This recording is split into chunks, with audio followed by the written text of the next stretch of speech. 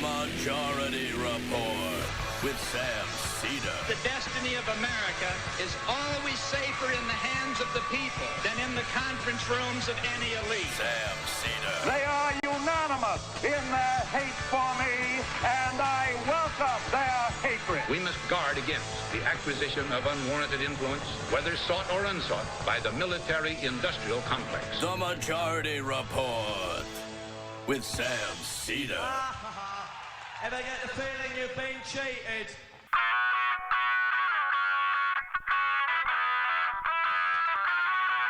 It is Wednesday, December 19th, 2018. My name is Sam Seder. This is the 5-time award-winning Majority Report. We are broadcasting live steps from the industrially ravaged Gowanus Canal in the heartland of America, downtown Brooklyn, USA. On the program today, Michael Flynn's sentencing hearing did not go as planned. Meanwhile, not huge, but the Senate does take a significant step in prison reform. Meanwhile, Donald Trump forced to shut down his fake charity in New York State in the midst of an ongoing New York State Attorney General's investigation. Gonna hurt a lot of families. So shady. Gonna really hurt the Tim Tebow signed helmet market. Meanwhile, Facebook protected your data so it could give it away. Trump bans bump stocks via executive action. That'll be interesting to see how that turns out. It's called triangulation. And all 83 of the ethics complaints filed against Justice Kavanaugh have been dismissed, basically because what are you going to do about it anyway? Federal court rules to compel an unnamed foreign company to give evidence in the Mueller probe.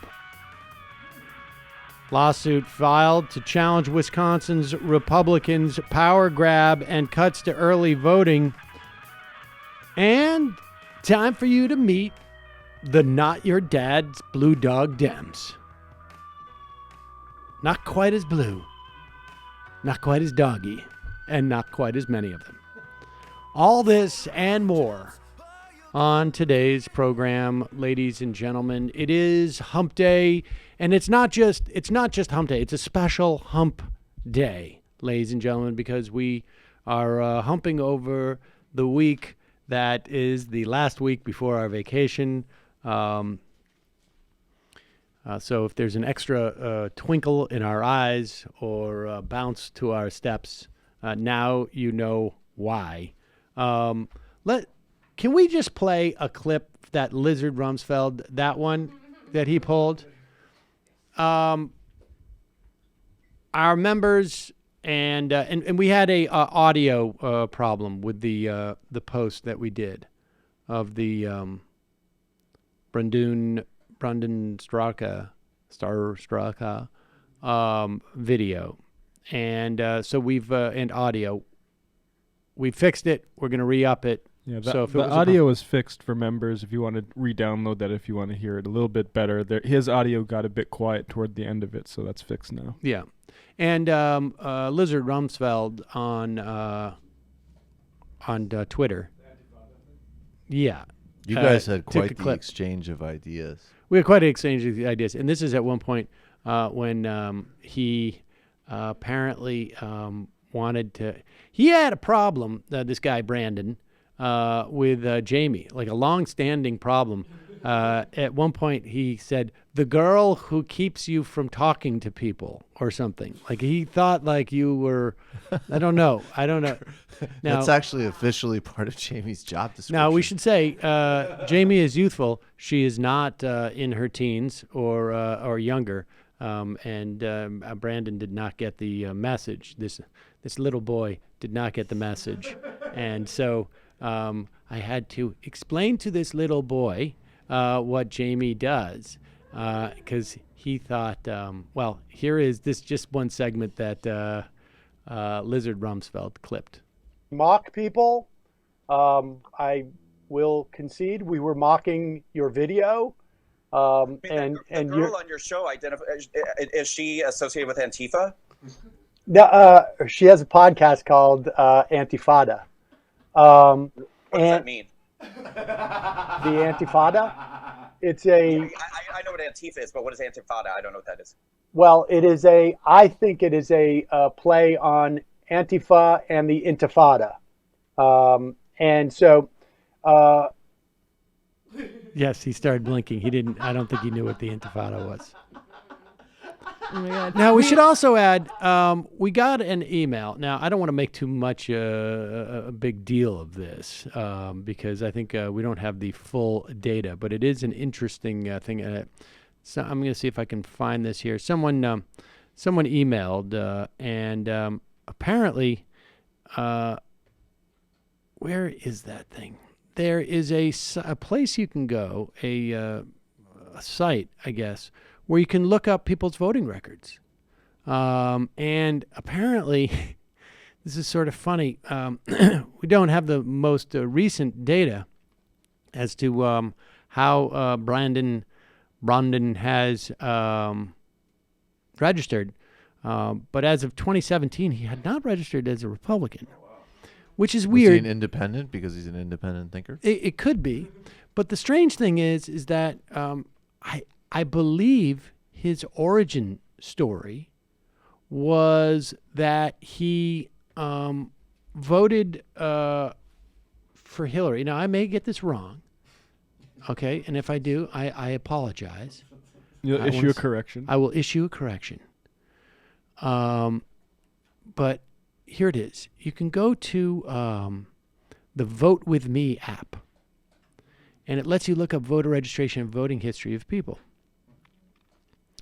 And that's an interesting, I had no idea that existed. I was actually wondering about that. Apparently, he did not vote in the 2016 general election. Whoa. Now, I don't know that he's ever claimed that he did. But anyways, I don't want to spend too much time on this. Can I just do a little self-critique here? If that's all that we have, it's pretty impotent. What do you mean? All we have is he didn't vote in 2016, and the whole core of his origin story is that he voted for Hillary Clinton and then got fed up. That's an impotent performance. It's impotent. It is impotent. Much like the Democrats winning a historic, unprecedented in the modern era House majority. One might say that apathetic. type of impotence. Apathetic. I think we were just apathetically being impotent. Now, look, it's all fun and games when we make fun of him without him being here. Of course, we do talk about him quite a bit. I did make fun of him to his face, and that is available to you as a member if you sign up at jointhemajority.com. Just wanted to let you know about that audio. It's worth it, folks. Dude, it's really The audio. I'm going to make it a new policy from now on that if someone gets upset that we have made fun of someone and not to their face, I will give them the opportunity to have me do it to their face. On this show. On this show or on their show or on just no show. Just like maybe we can meet, have a drink, and I will make fun of you to your face. Is that Antifa? One of today's sponsors is Skillshare. And the first 500 people, can't guarantee it's still 500, folks, who go to skl.sh/majority are going to get 2 whole months of totally free access to Skillshare's entire library of super quality online courses and tutorials. Skillshare is a vibrant online learning community that offers courses on everything from design to video editing, photography, businesses, technology, cooking, meditation, everything in between. There are Skillshare courses for everyone. You'll have no problem finding courses that will be useful to you both in your personal and your professional life. Whether you want to sharpen your skills with something you already love doing or you want to learn how to do something totally new, Skillshare has you covered. They have courses for entrepreneurs, courses on computer coding, web development, personal nutrition, learning new languages, Photoshop, you name it. You know, this occurs to me as I'm reading this. My son is named after my great uncle Saul, who lived to 104 years and was taking classes incredible. At a learning annex. Into at the last one I think he took was 102 years old. No, I don't know if I'm making this up or maybe it's correlation instead of causation, but I think there are studies that actually continuing doing things like that helps extend your life. Honestly, it's good for your health. And I well-being. to have a resolution that I'm going to learn one significant new skill per month. I'm not going to, become a master of it, but to learn that one skill, I think is a great thing you can do for yourself, and particularly in this era of just relentless horribleness.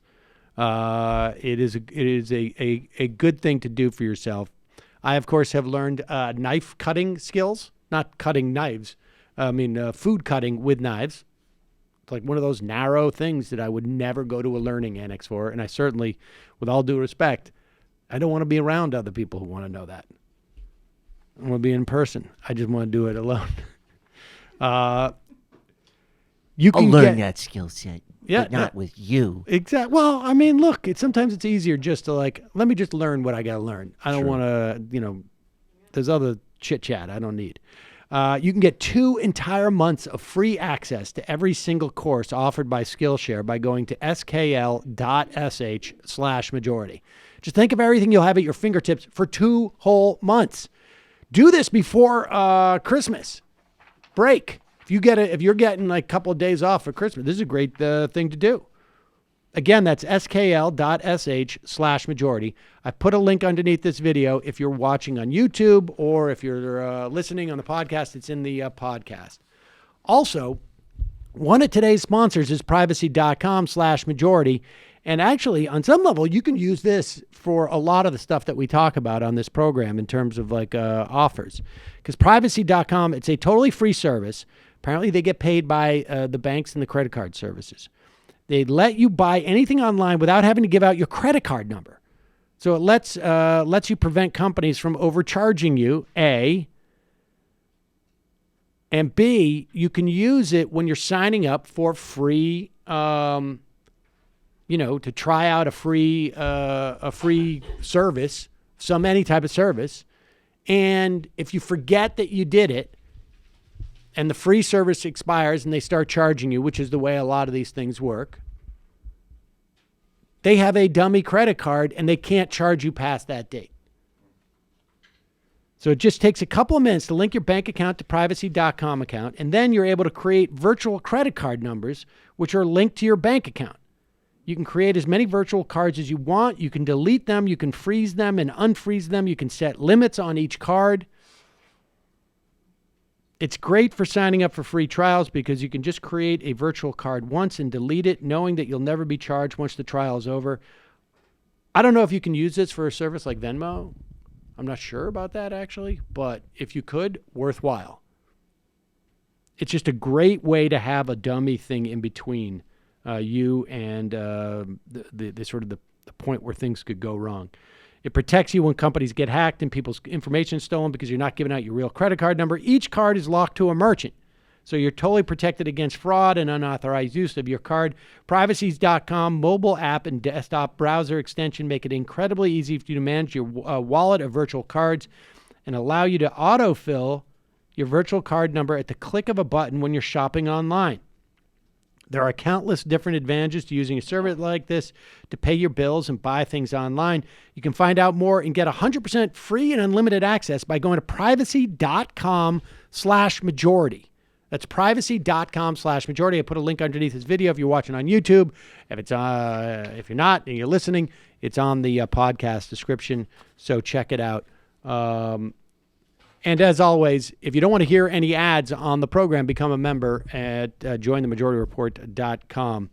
All right, let's go first to, we'll get to the Flynn thing. I'll just give you an update on it. I mean, it's pretty fascinating from a couple of different perspectives, I have to say. We're going to talk about Tucker Carlson's ads fleeing from his show. But first, let's start with the wall. It was just announced moments ago that Mitch McConnell is going to be putting up a vote to a vote on a continuing resolution in the Senate. My guess is that would not happen unless he thought he had the votes. So I suspect we're going to see a no government shutdown. They're punting till February. Is that right, Brendan? The idea, it's interesting. Initially the idea was we don't want to punt to February because the Democrats come in and they have more leverage over the budget. But as I was saying in the run-up to the midterm elections, I'm not convinced that Donald Trump and the White House doesn't want the Democrats to take over on some level.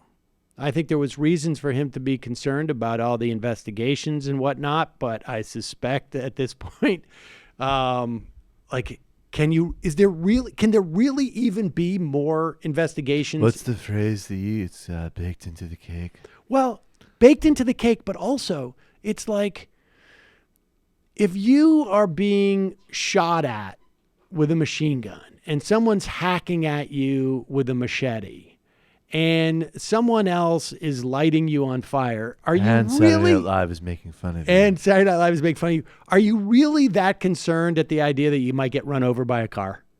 I mean, at that point, it's like... but what this does politically for Trump is to say, I can't get something done because I'm being obstructed by the Democrats. And he will be obstructed by the Democrats. Because we will be all upset if he's not obstructed by the Democrats. So I guess the idea is we're going to punt to February, and then we can actually blame the Democrats for the government shutdown then, is what their argument's going to be. It's very hard to blame the Democrats for a government shutdown when your party controls both houses. And it is ostensibly over the fact that and here's the reality. No one wants to fund the wall, even if it's artistic and beautiful and really just a fence that you could see through. But the administration is trying to make an argument that it's not going to cost America anything. You'll recall Mexico was going to pay for the wall. And Trump tweeted out this morning. Mexico is paying, in parentheses, indirectly, for the wall through the new USMCA, the replacement for NAFTA, ! Far more money coming to the U.S. because of the tremendous dangers at the border, including large-scale criminal and drug inflow. The United States military will build the wall. Oh, I guess there's a missing period there. But nevertheless, the argument is that I'm trying to parse this out. Go ahead. It's a rigorous one. Now, I think Trump understands that if more money was coming to the United States, it wouldn't actually be coming to the United States Treasury. It would be coming to United States citizens, theoretically. I was being sarcastic. And then the argument would be they're going to pay taxes on that money, and that's where the money's going to come from. Now, there are no official estimates as to how much more economic activity, if any, is going to be generated in this country by the USMCA. But if you ostensibly, it would be hundreds of billions of dollars so that you could get the extra $5 billion in taxes to pay for the wall. Of course, we're still, U.S. taxpayer money is paying for the wall, which is not Mexico. But imagine if you actually were a human being and you had to try and sell this to somebody and you didn't do it through Twitter. You actually had to stand in front of them. How would you react?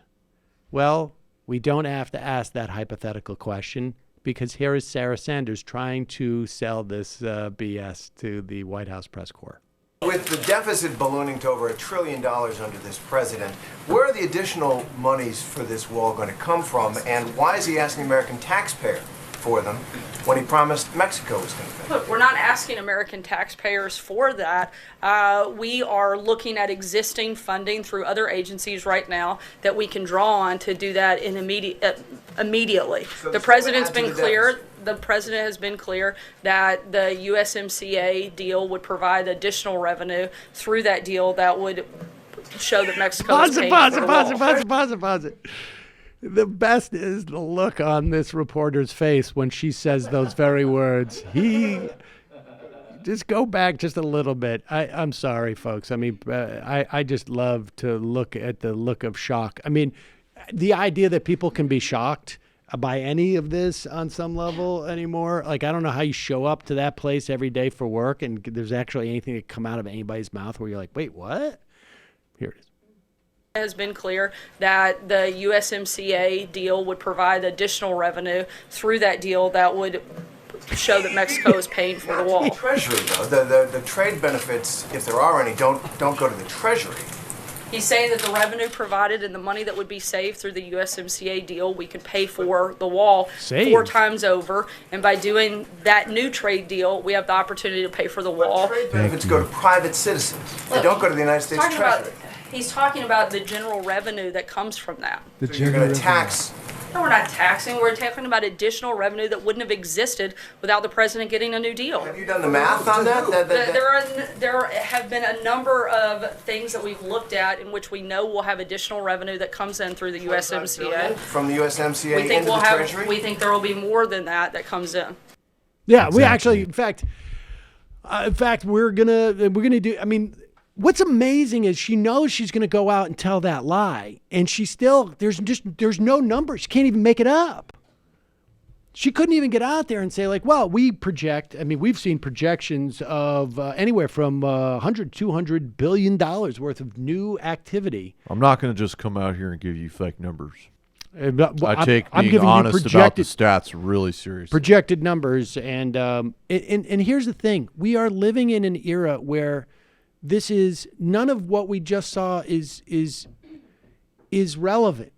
It's not relevant from an electoral standpoint because most people won't watch that. It's not relevant in terms of the people on Capitol Hill because the Republicans are as despicable as the Trump administration. They are one and the same. The only difference is they don't have to say these dumb things because somebody else down on Pennsylvania Avenue will say the dumb things for them. Mitch McConnell and Paul Ryan have been the greatest enablers of every horrific thing that has happened in this country. Paul Ryan even had the audacity the other night to come out and call for greater immigration for the Irish. For the Irish, we are housing 15,000 children right now. And the only time that he's talked about said the words immigrants in months, if not years, has been to call for more Irish immigration. I mean, give me a break. The idea that we're not seeing tens, if not dozens, of reported pieces or think pieces in the establishment news media about how wretched of a human being Paul Ryan is a disservice to the country. If you gave me like 3 days at the FCC, I would revoke all of their licenses. Most of them are not licensed, but certainly the major networks would get their license revoked by me. I'm going to revoke her license to wear a Peter Pan collar. She is not doing Manic Pixie Dream Girls any favors with that representation. People don't know that you're in charge of that, too. This is my Manic Pixie Dream Girl outfit. I'm going to put it on, and then I'm going to lie about immigrants, excuse torturing children. I mean, I got to consult with the others at the Politburo, but I'm a big fan I think of Zooey Deschanel. The DSA Sumptuary Caucus. I should tell you, just as an update, you know, we told you the story of the 7-year-old girl who had traveled through Mexico. She was Guatemalan. She died in the custody of the U.S. Border Patrol. According to the Border Patrol, she was there for 8 hours. At the end of those 8 hours, she had a 105-degree temperature. They claimed it was because she had not eaten or drank water for days. that they had gone through they've been traveling through Mexico. They sent her to a hospital. Within 24 hours, she was dead. They were arrested along with about 160 other people. The idea that you don't go to the kids first and make sure that they're in decent health, it just seems to me to be both bizarre and, in another respect, unsurprising based upon our policies here. The lawyers of the dad, I guess the guy's name is Jacqueline Call. He does not speak Spanish. I'm sorry, the girl was Jacqueline. The father is Neri. They don't speak Spanish. They actually speak a native a dialect, I guess a Mayan, a derivation of Mayan, and so when he speaks the Quiche language, and he communicated with border agents in Spanish, but it's like a second or third language, and they had him sign documents, obviously in a language that he did not understand, and so getting the story straight is unclear. But according to the father, she at least appeared to be in good health as they traveled through Mexico. They had not been traveling through the desert for days before she was taken into custody. It appears that they had been, they were arrested on December 6th in New Mexico. Hours later, they were placed on the bus. It does not appear that any of what the Border Patrol said about what she was doing beforehand is true. They were traveling with a group, and they were dropped off in Mexico about 90 minutes from the border. So they walked for 90 minutes. They're covering up a killing that they're responsible for. I don't know. That's why they're lying. They're certainly. I don't know if they killed her. Well, no, excuse me. But they're covering up for a death that they are complicit in. Right. In terms of their negligence. Yes. The idea that this kid was not in any way exhibiting any pain or whatnot, just all of a sudden had a 105-degree temperature 8 hours later, just stretches the imagination. And so it's unclear what's going on in that holding area, and apparently they haven't let anybody in yet. So who knows? I think Merkley was Merkley went to try to visit another one of these places. Well, that was where they were housing the children. Right. But I don't think that she was housed separately. Right. They had yet to separate them. I don't think so. Yeah. So just an update on that. Meanwhile, Fox and Friends has come up with another idea on how to fund this wall. The obsession with the wall is fascinating because at this point, it might as well be like a concrete tire around the necks of the Republican Party, because for whatever reason, Donald Trump feels like he can't motivate his base unless he delivers on the wall. And I don't know if they actually care or not that the wall is delivered, but even if it does, it just seems to be it's clearly not enough people.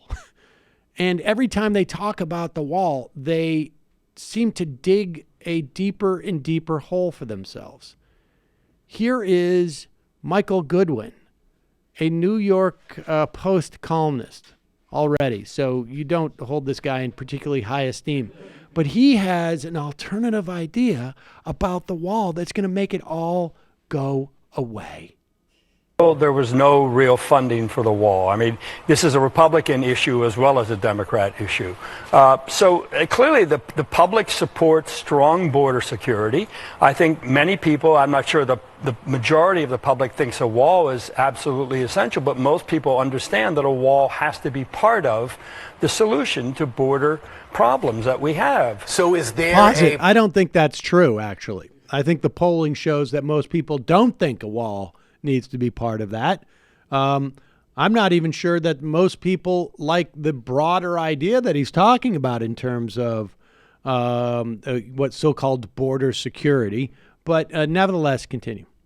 Problems that we have. So is there a private way to do this? There is. You can create a GoFundMe operation. Others suggest other ways. There is an existing effort called, I think, fundthewall.com, run by a sheriff's association that's raised some money, but nowhere near what is needed. And yet, according to my mail, a lot of people are willing to chip in. One reader writes to me and says, if the 63 million people who voted for Donald Trump each contributed $80, that would get you near the $5 billion mark. And I think that's the kind of thing that needs to happen. It could be a people's wall. I don't really care about the mechanism. Do you do a tax checkoff of your retirement account? There are a number of ideas that I include in the column. But the important thing is the public could step in and effectively do this thing that the president wants. And there are ways for the government to accept private donations. Right. And this could be done. Yeah, it could be done. So we just got to get those 63 million people who voted for Trump to give $80 each. Now, I will say I just went to fundthewall.com, and they have already raised $152,000 towards the $450 million that they're trying to raise. And what's awesome about this, they have like one of those, bars that go across like this to measure their progress. Scroll down, you'll see it here. And you can't even tell what color that they're using to get to there because it hasn't even, can you zoom in? Wait a second. I think I see it. Zoom in a little bit more. Keep zooming. Come down, go down. I think you can see it. Yes. See it?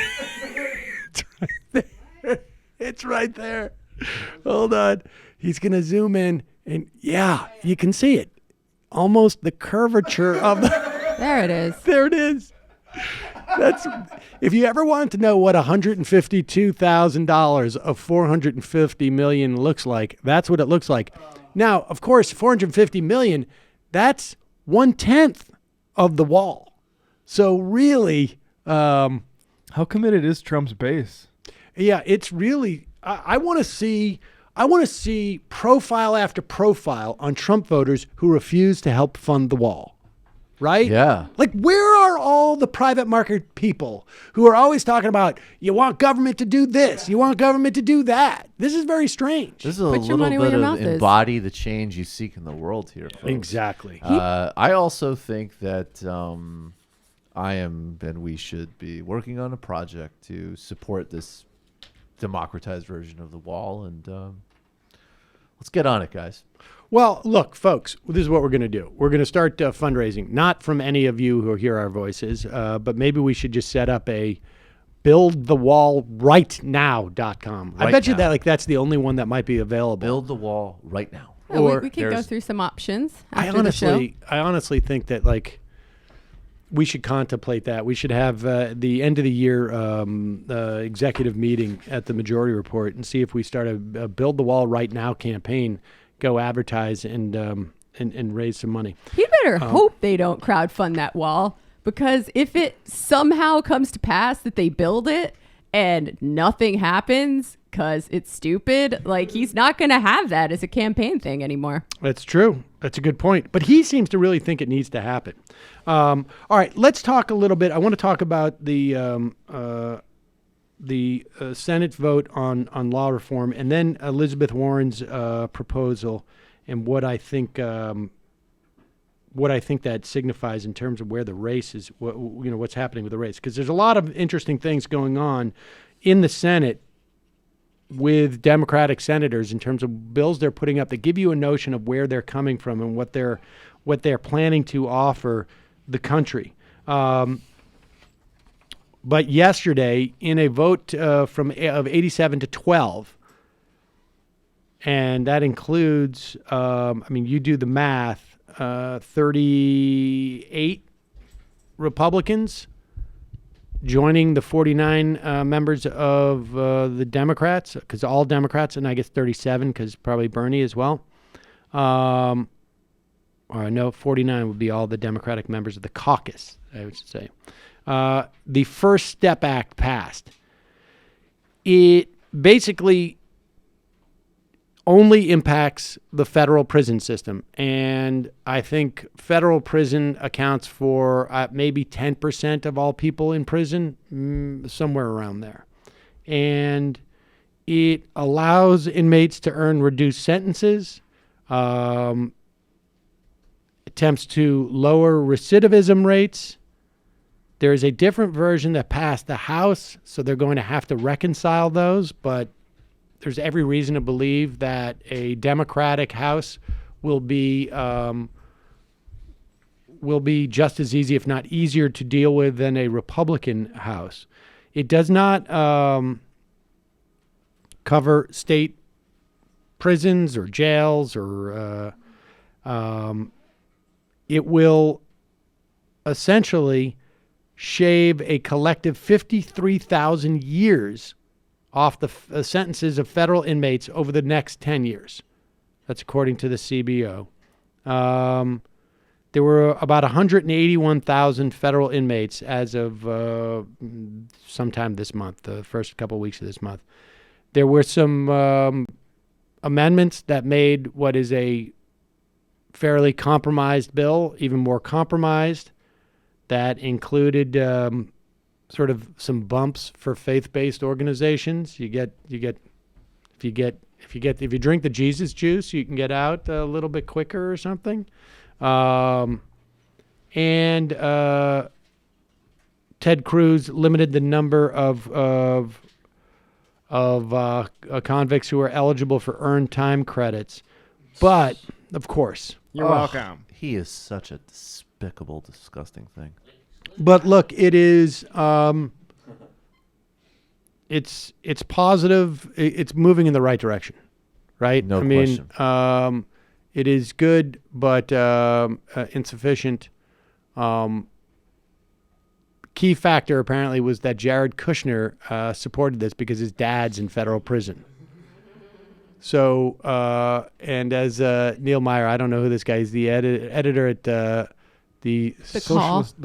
Call. He said, key factor, he said, the lesson here is ending mass incarceration requires throwing more parents of rich and powerful in prison. And frankly, I mean, we've seen this lesson before, right? Marriage equality gets support from Republican lawmakers who find out that their kids are gay. We see people who, Republican lawmakers whose family members get sick, they become much more supportive of things like pre-existing condition, getting rid of bans on pre-existing condition or increased health insurance. This is the most conservative Republican thing in the world, which is to have absolutely no empathy or understanding of a problem until it directly impacts them. And then all of a sudden, they become far more aware of what's going on. Yeah, I mean, I'm a prison abolitionist, but this might be one case where the carceral solution is a step in the right direction. There you have it. And I'm trying to find, that Kurt Bardella thing. Maybe I can't find that. I had that in my stack here, and it's gone. But Kurt Bardella wrote an interesting thing. This guy is sort of an interesting character. I mean, I'm not. I don't want to get too carried away here because I don't like to give people a huge amount of credit for being a decent human being. I feel like that should be the baseline of humanity. But Kurt Bardella, he wrote a piece in the USA Today entitled, "I Became a Democrat a Year Ago and I Found My Own Voice. It Changed Everything." And he announced a year ago that he was going to leave the Republican Party. This is a guy who was he was a communications person, I think, for Breitbart at one point. He was a staffer and would campaign for Darrell Issa, Republican from California. And the thing that I found really fascinating about this piece was the the guy is Asian American. And, you know, a lot of times you see like those guys walking around with the Proud Boys in these groups that ostensibly are not white supremacist groups, but, you know, we're just white nationalists. We just think that you shouldn't pick on white people, or that the country's culture is getting, you know, is threatened. I'm a Western chauvinist. Yes, we have no sovereignty in this country if we allow too many immigrants in. And what does that actually mean? I mean, because we don't have an instance of immigrants, first-generation immigrants, or second-generation, or, you know, first-generation immigrants or undocumented immigrants literally taking over the country. I think there are some instances of some recent immigrants running for local elections and maybe, Congress. But we don't, I don't know if you know this, we don't have any instances of undocumented immigrants or even first-generation immigrants taking over the country and taking away our sovereignty as a country. So that means when people say that, what they're talking about are a set of values that they perceive as being basically white values. And well, not everybody realizes that there's white nationalism behind it, though. Like, if you don't dig that deep into it. Without a doubt. Check out Christian Piccolini explains precisely this dynamic, what Sam's saying exactly, the signal to the actual groups of what's really being said, and the conduit and easing in of people who don't have those politics. Right, but and some people can stay in the conduit zone. That's exactly and right. So here, this is what's interesting.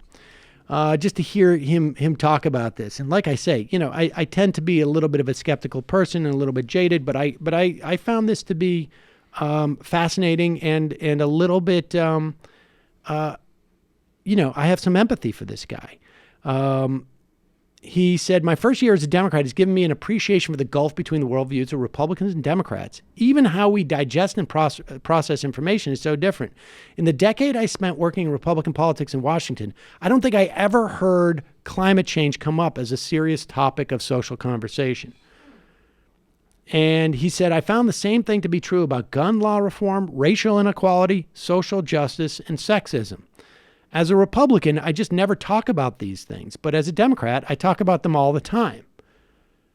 I'll tell you, being a Democrat is a heck of a lot more emotionally exhausting than being a Republican was. Because I care about a lot more things than I used to.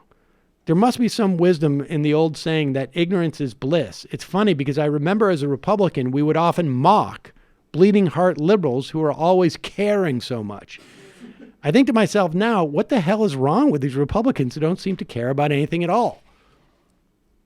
And it's sort of fascinating how someone finds themselves in that situation. This is where it gets really interesting in that respect. On a personal level, one of the biggest changes for me, and look, I don't know what kind of Democrat he is. I don't know what his politics are, when the rubber meets the ground. But in terms of this sort of conversion that he goes through, there's also like an emotional element to it that is fascinating to me in terms of the way that one identifies with the world and what one has to do to subjugate certain things, to move in certain circles. And so he writes, on a personal level, one of the biggest changes for me has been how I view the issues of race. I've spent the bulk of my life avoiding race. My first name is German, my last name is Italian, and I was born in Seoul, South Korea. I'm adopted. I grew up in a very rough part of upstate New York where I was taunted and at times beat up by kids because I was and looked different. On some level, I was conditioned through this treatment to believe that being different was a bad thing, and so I avoided it. I've spent the bulk of my life rejecting my Asian American heritage. Quite frankly, as a Republican, this was very easy to do. The Republican Party's attitude toward anyone who isn't white speaks for itself. Why would I want to even pursue an association as a quote-unquote minority in a political party that spouts hateful rhetoric about minorities and pushes policies that discriminate against anyone who isn't white? It was a pretty cowardly attitude considering how many have been brave enough to take a stand and fight for minority rights and confront social injustice. All right, put aside for a moment his self-criticism, right?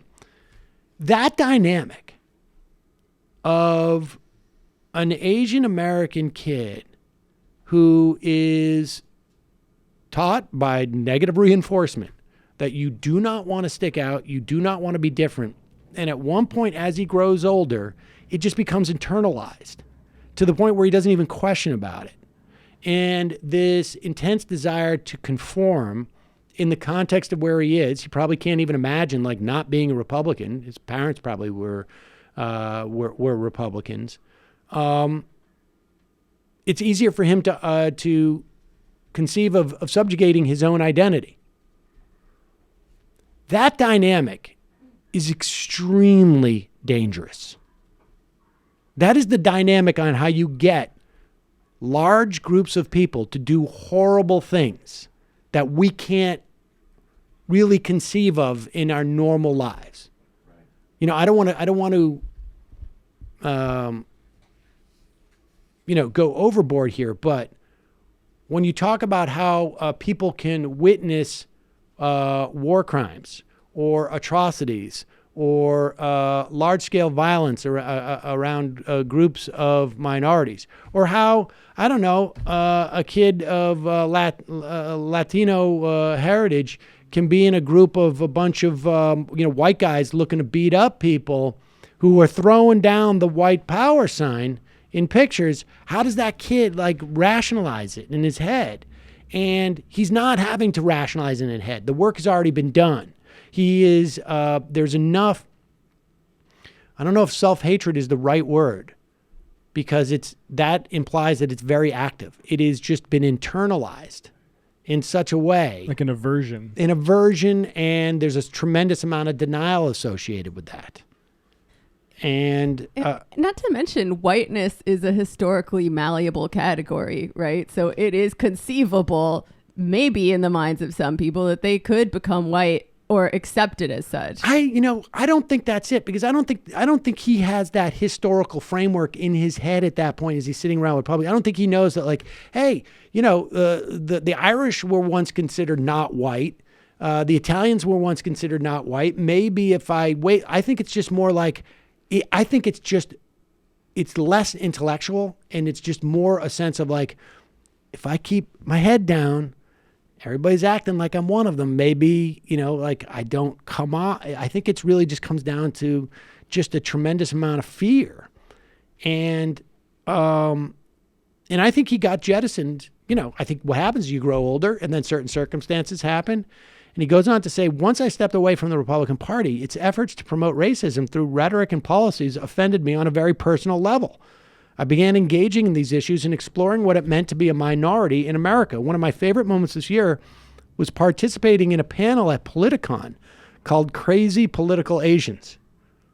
Oh, like the movie. I get it. It's super clever. Yeah.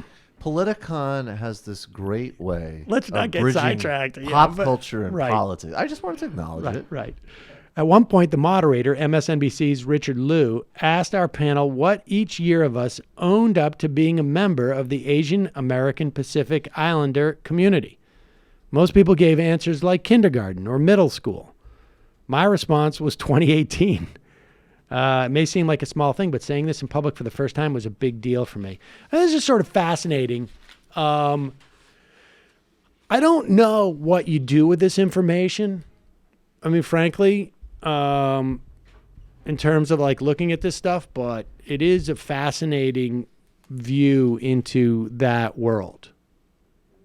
I imagine on some level, there are all sorts of people who have that type of reckoning. Like at one point, when I came out and acknowledged that I was gay, I realized, like, why am I hanging around with these people for whom I've had to soft pedal this my entire, professional life or something like that. I have a feeling there was a lot of that at one point.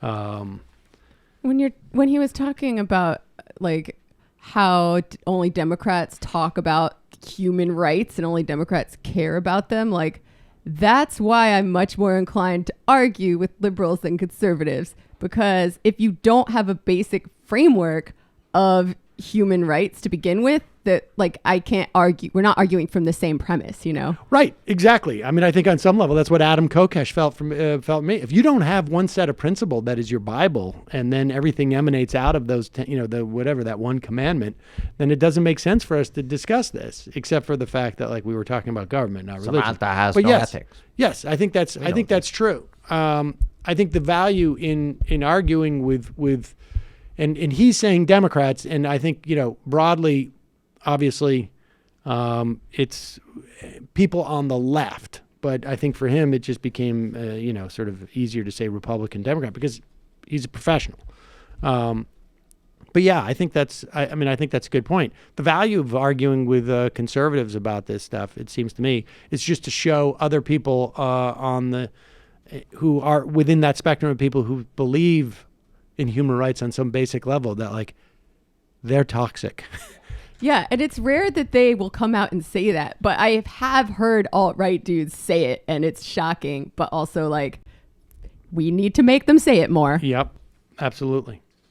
So there's we got the Senate bill. That is just a matter of time before we see at least some of that on a federal level. Hopefully, the idea is that hopefully these federal guidelines start to trickle down to the states. That's the idea. And it helps activists, and it provides a toehold. And it's an indication, maybe when there is some bipartisan legislation that passes on stuff like this, there'll be more of it going forward.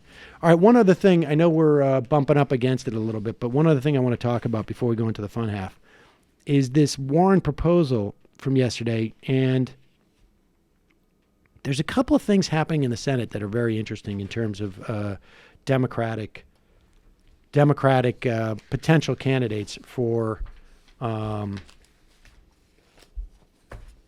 presidency. So Elizabeth Warren yesterday, and I haven't seen the specific details of it, but she will release, or has, I think as of yesterday, released a bill that would effectively create a government-run pharmaceutical manufacturer to mass produce generic drugs and bring down prices in the same process.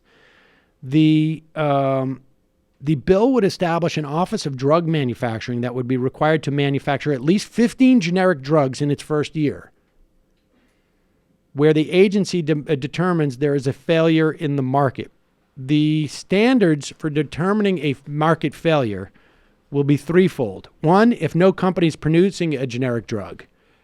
People get surprised by this, but this happens all the time. They don't produce a drug because there's not enough money to be made at it.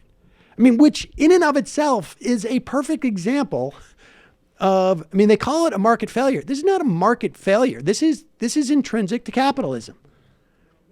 These are the intrinsic limitations to capitalism. The idea that there are no beneficial things in the world that can't, as defined by whether you can profit on it or not, is absurd. It's an absurd premise. We have examples all around us. Did you know that there is a Lyme disease vaccination, Michael? No. Coming from an area where there's a tremendous amount of Lyme disease. Like you I did can't know that. go hiking Did in you the know woods. that? Yeah, I've had it. You had that? No, Lyme disease. Okay. The vaccination was rolled out about, I think, 30 some odd years ago. It was only about 70% effective, but 70% effective is pretty good. Pretty good relative to getting an incredibly damaging disease. Yeah. And it was just not enough people used it at the time. They took it off the market. Has never been seen. They're probably sitting on the patent. Competition would start kicking in. Right. And even more, and expanding it out, we know that there's whole sets of tropical and infectious diseases that predominantly hit like sub-Saharan Africa and parts of Asia that there's just not even any broad research into dealing with them because there's no market money. for There's them. no money in it. And we also know in the late 90s, the Clinton administration threatened to slap sanctions on South Africa because they were going to produce generics for their AIDS medications when their crisis was spiking. Yep. So in this instance, one of the market failures is if no company is producing the drug. If one or two companies are making the drug and there's a shortage or a recent price hike higher than medical inflation, that would also kick in the drug manufacturing bureau, essentially. Or if the drug is on the World Health Organization's essential medicine list and the price is deemed too high while being produced by only one or two companies. So, but the idea of the U.S. government getting into producing a product, I'm trying to think if there's another example of that. This is a pretty, I mean, it's an obvious proposal. We should be doing this. We should be doing this with a bunch of stuff. I think we should be running the oil refineries, frankly. I think we should 100%. Be delivering the internet. But those are all sort of like more like services. In terms of products, I mean, frankly, I think we should be in the business of doing this not just for generic drugs. We should be doing this for a whole host of things. There should just be a pure public pharmaceutical option, even before you go to nationalize all pharmaceuticals. Which there I would should be support. a use it or lose it patent requirement. The idea that people are sitting on intellectual property that could save lives or improve the lives of people, and they're just sitting on it to prevent a competitor from getting it down the road is absurd. I think, frankly, there should be a use it or lose it for all patents. That's just probably the true. most important pharmaceutical ones, but intellectual property in terms of creative culture as well. But she has pointed to that story about the 300 generic drugs and 16 companies that were price fixing as a sign that her policy is needed. But just like even in the short moment that we contemplate, because one of the things that we have in this country is a failure to imagine like how government could continue to make our lives better. How could policies that are meant to that are not considered market or capitalist policies can improve our lives? And stuff like this starts to jog the imagination a little bit. Now, the interesting thing about this, now, of course, it's not going to, we're not going to pass this in the Senate. I don't know how many even Democratic senators will sign on to it. We'll see. Last week, Merkley, Kamala Harris, Amy Klobuchar introduced the Cure High Drug Prices Act, which allows federal government to block price increases on certain drugs. That, in my mind, does not go far enough, but I like it. Again, Merkley put forward separate legislation, the Low Drug Prices Act. A week earlier, Bernie Sanders introduced his own bill, the Prescription Drug Price Relief Act, in November. You see a lot of activity. All of those people could very well run for the presidency. However, and maybe we'll do that bet thing later. We're going to pre-record something with Perrine for next week. But I think, particularly coming after that meeting that Warren and Sanders had last week, this is a sign to me that Sanders may not be running. Because if I'm Elizabeth Warren, and I'm running, and I know that Sanders is running. Now, maybe he hasn't decided yet, which is quite possible. But who knows? This is a very risky thing for her to do because this is a pretty radical piece of legislation. I mean, I think she's very good at presenting things that are radical in the context of the United States, where we're at politically, but just making them sound a little bit more sort of like obvious and homespun on some level. But this is a pretty, she's leaning into it quite a bit. And if she's going to be running against Bernie Sanders, the lane she's going to choose is not going to be to the left of Bernie Sanders. The lane she's going to choose is going to be just to the right of Bernie Sanders. And this policy puts her to the left of Bernie Sanders. Or maybe she's trying to appropriate some of his politics to win. I think he does that if Sanders is not there. I mean, look, you pick a lane in a primary. And it's quite possible that that lane on the left of her is opened up. That's exactly my point, is that she's not going to try and out Bernie Sanders because no Bernie Sanders supporters are going to abandon him for her because she's got more left policies. They're going to abandon him for her because they think that she can win. Her policies are good enough or whatever it is. And so her lane is not to the left of Bernie Sanders unless Bernie Sanders is not going to be there. In which case, then she needs to bring those people in. This is just my theory. It also could be possible that she's savvy enough to recognize that the plates, that the dynamics are shifting so much that she needs to, in the context even of this primary, to be slightly to the right of him, but theoretically more palatable, although the polling doesn't show that. She needs to reach a little bit deeper into her left flank. Do you see what I'm saying? Yep. It's possible. I guess time will tell. But it ices out the other people trying to do that, and too. It totally ices out. Right, because like a guy like Sherrod Brown at this point, who I think is another good candidate, but he's fully playing that lane, which is like, I have a more serious, legislative, and credible progressive labor record. I'll stack that against anybody. And he's very clearly like, I'm not going to call for abolishing ICE. I'm not going to do Medicare for all yet, because he's totally going the lane of like, I'm a legislator, I'm serious, right. I'm going to run in the Midwest, blah, blah, blah. And so Elizabeth Warren is actually going to triangulate between those two positions, and I think she needs to shore up her flank on her left. We'll see. Merkley and Sherrod Brown also introduced legislation that would permanently ban members of Congress and senior staff from trading individual stocks. The idea that you can even do that now is just absurd. Well, what we've seen, but it's interesting. This is the thing, there's a little bit of like a racehorsey stuff to the quality of this, but the other part that's really great about it is introducing this legislation is a sense of gives you a sense of where these candidates are going to run, and it gives you a sense of just like what's happening in the Democratic Party is very encouraging, because there is a certain clamoring, even if people want to be rooted in the none of these people we're talking about seem to want to be rooted in the center of the Democratic Party, but to the extent that they want to be anchored a certain distance away from that center, they're still the drift, the current is to the left.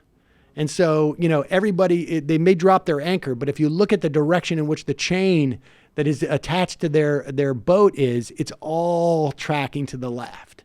100%. Yeah, and that's encouraging, but I still want to make the distinction between rhetoric and policy, right? Because we've heard these are policy proposals. A lot. Policy proposals. But are they actually going to prioritize those things once they're in office? And I think you need to look at someone's past record for evidence of that. I agree with that 100%. And who gives them money. But the other big and how mobilized and aggressive their base is and what they need to satisfy in the context of holding on power. The idea is that the more people glam on to, and by people I mean like actual people, attach themselves to these policies, the more weight they have to give them. Like if you see a policy that that a candidate has and you like that policy, start to organize around it and create and make it something that they can't let go of. That's the idea. Now, I don't know, this article doesn't seem that revelatory, and I don't know how well connected, but Jonathan Martin in the New York Times, his report on this meeting is Sanders and Warren meet and agree that they're both probably running. Yeah. So, but that doesn't, I'm reading into it, and all it conveys is like they're friendly and they respect each other and they're talking, which could just as easily mean what Sam's saying it means. Who knows? Or it could mean like, hey, we're both going to run, but let's try to not tear each other apart because we're in a similar lane. Or it could mean that she's saying, I'm not going to run and I want more specific wonky things from you. Right. This is what I thought was going to happen. And I'm so annoyed that we have to talk about the presidential race in 2020 already. Just throwing that out there. Yeah. Yeah, we're talking policy. No, I know. It's just very triggering for me. I talk about it too, though. It's fine. I get really invested in it. I'm not ready. Yeah, everything will be fine. I'm looking forward to Cory Booker proposing summary executions for Sheldon Adelson or something. He's super on it. Cory Booker's like, I think all oligarchs actually need to be put to death. That's the most spiritually sound strategy. I know, Adelson's the first one he's going to go after. AOC? No, Rashida Tlaib. She's tough. All right. Well, listen, we got to take a break and head into the fun half. Folks, just a reminder, this program relies on your support. keep its wheels chugging, and now offers a glimpse at the Brandon Stark debate that people are talking. That was so funny, man. God. Jesus Christ. Some of the best pieces of it really sort of cringe watch internet content of the year. Yeah. I think you made your own walk away. There you go. Walk away from walk away. Well, walk back. That's right. Everybody turn it around and do a 360. I got to come up with a better hashtag and then trademark it. First things first, we got to trademark it. That's the beginning of any movement. Why are we doing a live show and not just a big banquet dinner where people give us money? Yeah, like $250. $350 Yeah, banquet. exactly. When I said, "What did you do with that $300,000?" He goes, "Well, you got to pay for the banquet." And I'm like, "Wait a second, but didn't you make money off that?" Well, Nobody there's has patents, there's legal fees. Nobody has all exactly. sorts of things. That's what I love it. Everything's Or it could legal be, fees. or maybe apropos. Like, wait a second. What legal fees? I got news for you. Everybody, well, not everybody in this room, but at least two of us in this room have started, a business by filing for an LLC or an S corp or something like that. And I suppose you get to file. I'm still paying it You off. can file for a 503C or whatever it is.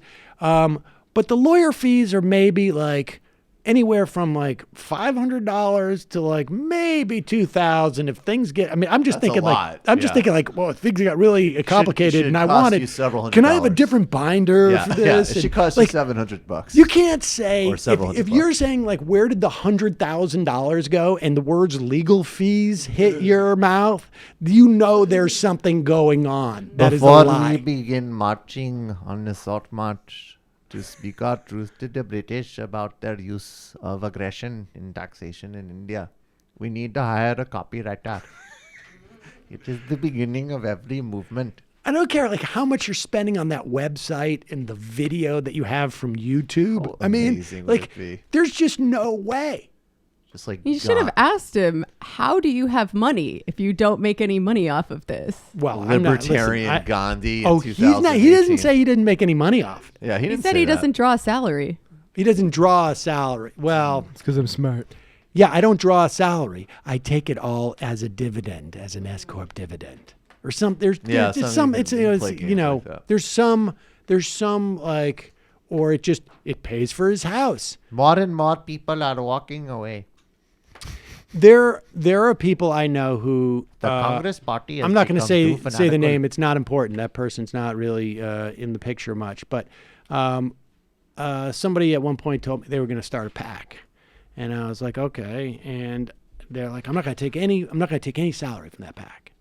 I go, okay, great. And then you start to realize, like, oh, what they're doing is the PAC is paying for them, is covering all their expenses to go. And then they're going to get paid through a different entity or something to that effect. Like there's just shenanigans with this stuff.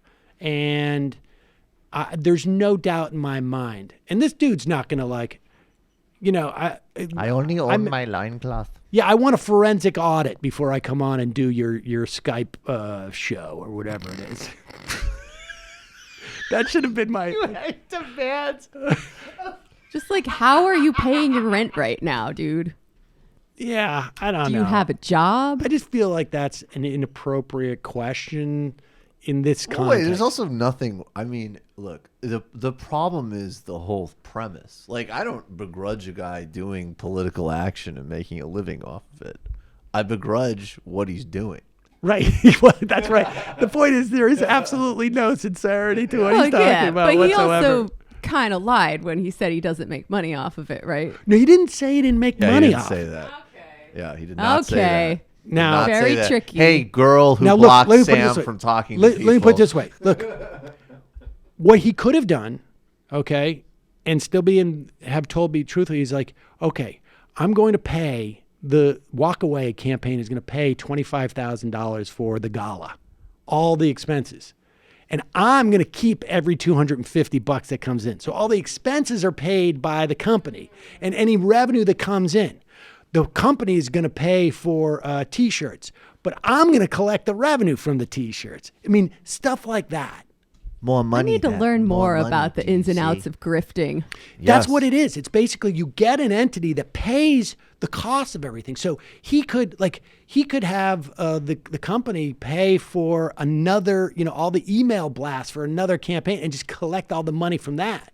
You see? And that's what Donald Trump did with the Trump Foundation. Well, then that's also like what most every oligarch does with their foundation. Well, Trump was just sloppier. Right. I should start a PAC. Damn. Honestly, you start a PAC and it's like, I'm not going to take any money. But that PAC is going to send you around the country. It's going to pay for your hotels. It's going to pay for your per diem. You got to eat. And it's going to pay for your transportation. And then you go to events and get paid as Jamie. Sounds pretty good. I'm going to lease a TMBS car. It's going to be like an Escalade. Like a Green New Deal bumper sticker. All right.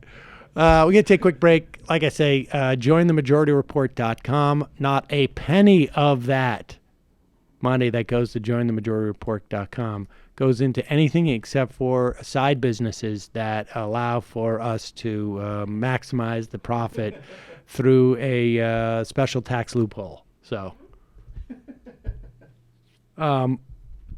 today is Wednesday. Oh, don't forget justcoffee.coop. You missed the 30% off, but you can still save 10% with your coupon code majority at justcoffee.coop. Michael. Today is Wednesday. Yesterday whoa. You all right, Matt, do you need a new chair? No. We need to GoFundMe. Joking. Matt's going to get hurt. We're going to set up a 503c that's going to get the chair. So great TMBS where there's a thematic weave between covering the 2009 coup in Honduras, the caravan, and there's actually a pathway to the interview we had with Valeska Martins, who's Lula da Silva's co-counselor, and that was obviously a very meaningful interview on the imprisonment of Lula, lawfare against him, U.S. foreign policy. Please watch it. That's getting passed around some circles in Brazil right now, and people are very enthused that we did that, which is great. Did you say a pathway? Well, I think this 2009 coup in Honduras is both a major part of the caravan story because Manuel Zelaya was moving in a much more sort of basically just social democratic. No, I'm saying, did you say a pathway to the interview? Yes, because Lula, when he was president, gave Manuel Zelaya shelter at the Brazilian embassy in Tegucigalpa and resisted the U.S. coup policy that way. So there was just a connection between the Honduras story and the Lula story. Oh, a connection. Of the, I thought you were saying like you have basically to find the interview. You have to. Oh no, yeah. There's a special Dropbox. No, there's a link of like the U.S. reversal of pink tide governments. I see basically. So that was incredibly meaningful to us. Check it out on either patreon.com/TMBS or Michael Brooks Show on YouTube. Tomorrow, because we're doing no show next week, Big Waz is coming in live in studio, and we're doing another show tomorrow. And we're more than halfway sold out for our February 1st show at the Bell House. So get your tickets. See you there. Jamie. Out now on what the is Antifada. The Antifada? Assuming, are you affiliated with Antifa? It's actually a PAC that I live off of. You can come to our Antifa conference pretty soon. It only costs $500 to come.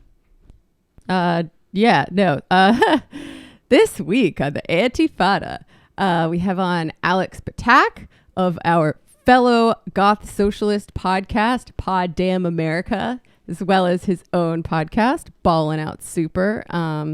He's a very funny guy.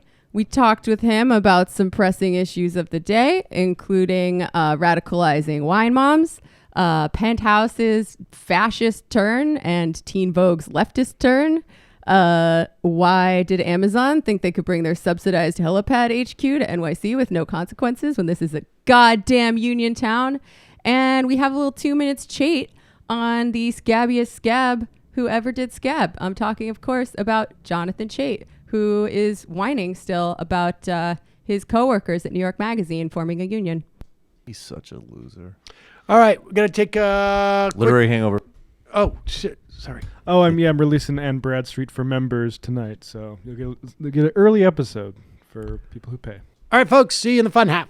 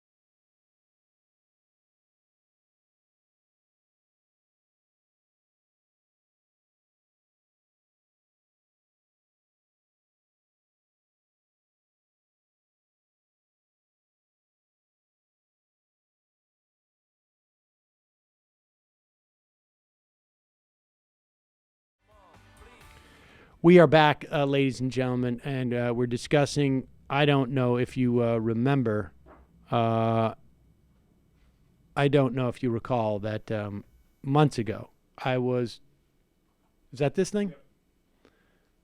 I was anticipating the release of a portable dishwasher that does not need a hose to be attached to a sink, so that we could get it in here and really go to town on the mugs in the office. So we didn't always have them sitting in the sink.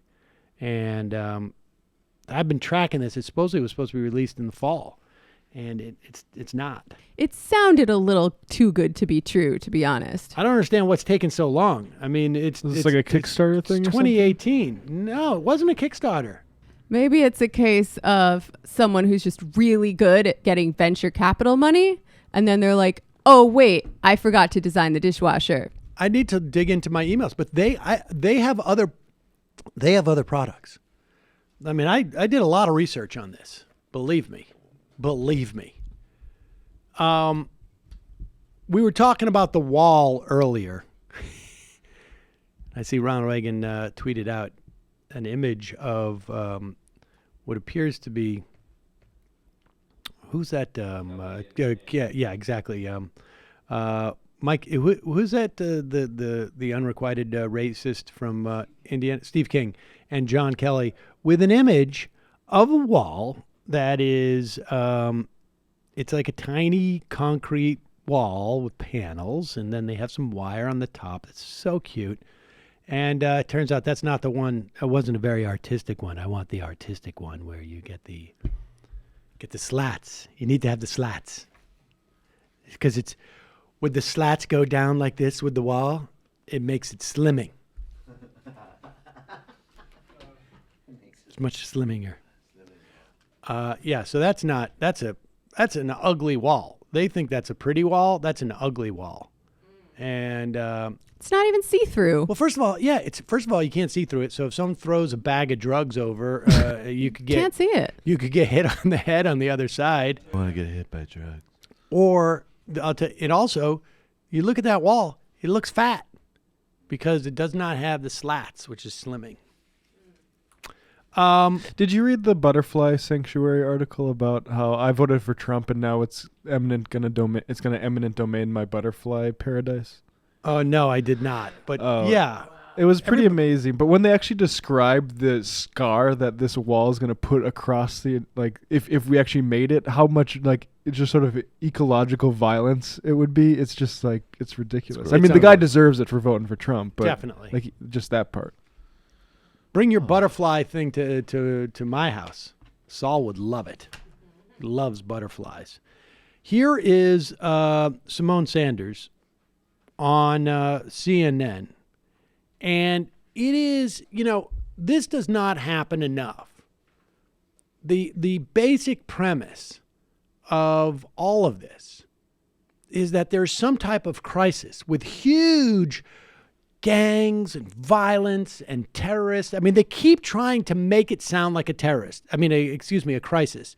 And they'll say stuff like there were 10 terrorists over the weekend who were arrested at the border. We just didn't tell you about it until now because we didn't want to brag. Or sometimes hey, you gotta keep things. We don't want to freak people out, but there is all of these immigrants. They have all sorts of strange, exotic medical diseases that are spreading out around we don't want anybody to panic. That's why we didn't mention it. Or there's all this murder that's coming across. There's murderers, all murderers. This is like it's becoming murderer central. And the idea is to make it sound like there's some type of crisis. And the reality is there is no crisis. To the extent that there is a crisis, we're creating it. We're creating a crisis in the lives of these children that are being warehoused. We're creating a crisis in the lives of these families. There is no crisis. We can afford to absorb all of these people. But you don't hear that premise questioned enough. Chuck Schumer brought this up in the Oval Office meeting they had last week. We gave you $1.2 billion last year. Where is it? I, as a fiscal conservative, am somewhat bothered by the fact that no one really knows what the wall should cost. They asked for $5 billion. Well, I would like to see the $1.2 billion be put to work now. I don't know why you're waiting. Can we also debunk the notion that somehow America's borders are not secure? I don't know if you've ever left the country, but I leave the country quite often. Well, and every time I come back, we have a crisis at the border. I mean, okay, but there's detention centers because we do have a crisis. This crisis at the border has, never forget, part of this is a manufactured crisis. We can talk about our immigration policy. Yes, we have a crisis in terms of our immigration policy, that it's broken in America and it needs to be fixed. But the idea that we just have open borders and folks are running up and through the United States of America is not true. Well, they are. That's how families end up in detention centers and get separated. And we have that whole other crisis. The United States of America, though, Amanda, that is not true. What do you mean? There's not. I mean, there are people. There are undocumented immigrants. There are undocumented immigrants, but the idea that just there's nothing happening at the border and there's just an influx of people just running. Are you? The vast majority of people who are here illegally are here illegal because they overstayed their visa. They overstayed their visa, or they come on an airplane. They're just not running through. They fly out. There are people. I've been to the border, and you see people crossing illegally. I mean, it does happen. I'm not saying there are no. I want to be clear. I'm not saying there are no illegal. There's Democratic senators going to the border and saying that there's child prison camps because people are at the border in crisis, being housed in insufficient government crisis facilities. That President Trump is pretending Yes, to be. that is exactly what I'm saying. And every time a Republican operative or member of Congress gets on television and says the Democrats are calling for open borders and they just want our borders to be open and our borders are not secure, I'm telling you that's not We're not true. going to be able to resolve this. Well, there's two things here. Resolve it. There's two things here. One, it's a definition of a crisis. There is no urgent crisis. There's like no danger here. And the other issue is just in terms of like, you know, whether there's no border security. There's border security. Listen, I wash my hands so I don't catch a cold, but I don't walk around in a plastic bag. And yes, I could get a cold. I could get sick. I could catch the plague if I'm in the right place at the right time. But there's also just sort of like, where do you devote your resources? What is the cost-benefit analysis of what you're talking about? Never mind, you know, basic questions of humanity and basic questions of decency, or even basic questions of like net positive that we get from immigrants. Just in terms of like, even if you accept all the premises, there is no crisis. Even if you're worried about what's happening in terms of, you know, white identity, I got news for you. It's not because of what's happening at the border that your precious white identity is getting diluted. That's not what's causing that. The crisis is actually happening with your fellow Americans, if that's your fear. And the crisis only began to be manufactured, at least this one, fairly recently. Like, I feel like people don't even realize that up until 2003, I believe the INS worked mainly with the Department of Labor, and only the 2003, I'm pretty sure it's 2003, the DHS was involved and they made immigration into a national security thing. Well, it was all in the wake of 9/11. Yeah. That was all. The Department of Homeland Security did not exist until then. It made, everything became a terrorism issue. Yes. Because that was also the original bigotry of all these programs. It was a Muslim hysteria before it was Latin America hysteria. They used it very conveniently to leak into other areas that they found to be politically advantageous. Who would have predicted that? Yeah, no one would have ever seen that. Also, the whole, as far as I understand, the whole infrastructure around like private contractors and Homeland Security and there was business so much incentive money. and structure. That's what made to just make a stunning amount of money off of Rudy spying on Giuliani made a ton of cash. Yeah, that was his whole consultancy. So. A ton of cash. A lot of that stuff was privatized during that. There was a whole privatization giveaway, which is why at one point, like the unions being part of, I think it was the TSA, if I remember correctly, was such a big issue because so much of this was attempted to be privatized. Calling from a 617 area code. Who's this? Where are you calling from? My guess is Massachusetts. Actually, this is Micah from Seattle. I'm from Massachusetts originally. Where in Massachusetts were you from originally? I'm not concerned about Seattle. Newton. All right, fair enough. Would you go to Newton South or Newton North? Whatever, dude. I went to Newton South. Newton South. All right. Easy times at Hey, Newton so, South. Yeah, whatever. Here's what I'm calling.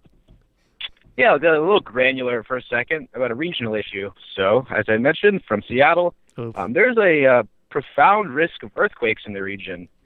There's a fault that runs east-west through Seattle that has caused numerous earthquakes in the 20th century, last one in 2001. And offshore, there's a far greater chance, or far greater magnitude earthquake in a subduction zone that will be absolutely devastating. An equivalent earthquake happened in about 2010 in Japan that flooded the reactor in Fukushima. That caused almost 18,000 casualties and $250+ billion of damage. And that is in the most earthquake-prepared country on Earth. Washington State has done very little to reinforce the buildings, building code. FEMA estimates when the subduction zone quake hits, more than 1 million structures will be compromised or collapse. And it's projected to be the largest natural disaster in North American history, by far. And there's a really good series in the Seattle Times called Seismic Neglect about how little is being done. And it's frankly terrifying. Good thing you guys are building that huge tunnel that's half built underneath your city. Yeah, that's opening up in a few weeks, actually. Oh, is it? Yep. It will be, I think it's January 11th. We'll start transferring over. Wow. So yeah, I guess I'd like to make a larger point, sort of about our failure of our politics, sort of as a nation and even sort of as a species to prepare for these sort of events that we know are going to happen, but they may happen today, tomorrow, 100 years from now. In addition to, sort of the issues with climate change, things that we know are going to happen, but we just don't do anything about it. And it's going to be bad. And I guess it's hard not to be pretty worried, pretty upset about it all. I mean, that is also, it seems to me, a very strong case for effective government, because we now have a corporate structure in this country which completely disincentivizes any of corporate leadership to plan for the future. Right? I mean, maybe smaller privately owned corporations, some of them, but the most part, it's you get your cash quick and dirty. You cut. You don't spend money on planning for the future. You use that money to create a profit margin that you can exploit now and increase your stock price. And there is a problem with just broadly speaking, human beings have trouble. Planning for the future. I think just broadly speaking, you need to have a forward-looking government to do this. And, sometimes that fails. Like, we underfund pensions to some extent. I mean, I think that's overstated about underfunding pensions. It's really only becomes underfunded when you have like a major catastrophic event like a 2008 crisis or something like that. But broadly speaking, we fund those pensions, state by state. I think, it takes a collective to be able to make those type of plans. But we have a breakdown in that right now. We can't even do it for what we know is going to be, just broadly speaking, the biggest catastrophe we can imagine. I mean, if I was in Seattle, the first thing I would do is just say to Amazon and Microsoft, like, hey, guys, I would put it on them. You got to up your taxes so we can pay for this. But yeah, I'm just going to say real quick about I guess I was sort of thinking about the interview you did recently about the Pentagon budget, of how they can't even do an audit of the budget, of how much money is being wasted in defense, and meanwhile we have profound issues at home that are go unaddressed. yeah, I guess the last point I'll say about the earthquake subject is the people who are most likely going to get hit the hardest, are people of low socioeconomic status. These dangerous buildings that haven't been updated in 100 years. Yep. They're gonna be hurt the worst. So it hits the people on the bottom the hardest, as usual. Thanks for the call, Micah. All right, take care. Appreciate it. Maybe, dude, next time you leave Massachusetts, you think twice about it. Because there's no earthquakes there. Yeah. Oh, I know where I'll go. I'll leave the best state in the entire union to go to a quake zone. That makes sense. I'm going to leave the Commonwealth for a lot of sitting around worrying about an earthquake. I'll leave the Commonwealth with cool people to go sit in a earthquake zone around a bunch of coffee shops and Bezos. Makes a lot of sense, dude. To be fair, we did go through one 2 weeks ago with that flea flicker play, the lateral play that Miami did at the end of the game. Where you could have never known, you could have never known not to put Gronk in the, because the Gronk was in there. Worthless. Well, he was worthless on that play because everybody thought it was going to be one of those Hail Marys, and you want to put Gronk in the zone so that he can knock down the ball. But that was, talk about earthquake. I have no idea what you're talking about right now. Nobody does. It was a beautiful play, actually. You should watch it. It was, yeah. The last game was bad. Calling from a 210 area code. I can barely talk about it. Calling from a 210 area code. Who's this? Where are you calling from? Good afternoon, Sam. It's John from San Antonio. John from San Antonio. How are you, John? Last 11 days have been pretty rough for me. My elderly mother, who has dementia, fell in memory care facility where she was staying. She broke 7 ribs and has a partially collapsed lung. Almost immediately, the hospital wanted to release my mother, despite the fact that she was in incredible pain.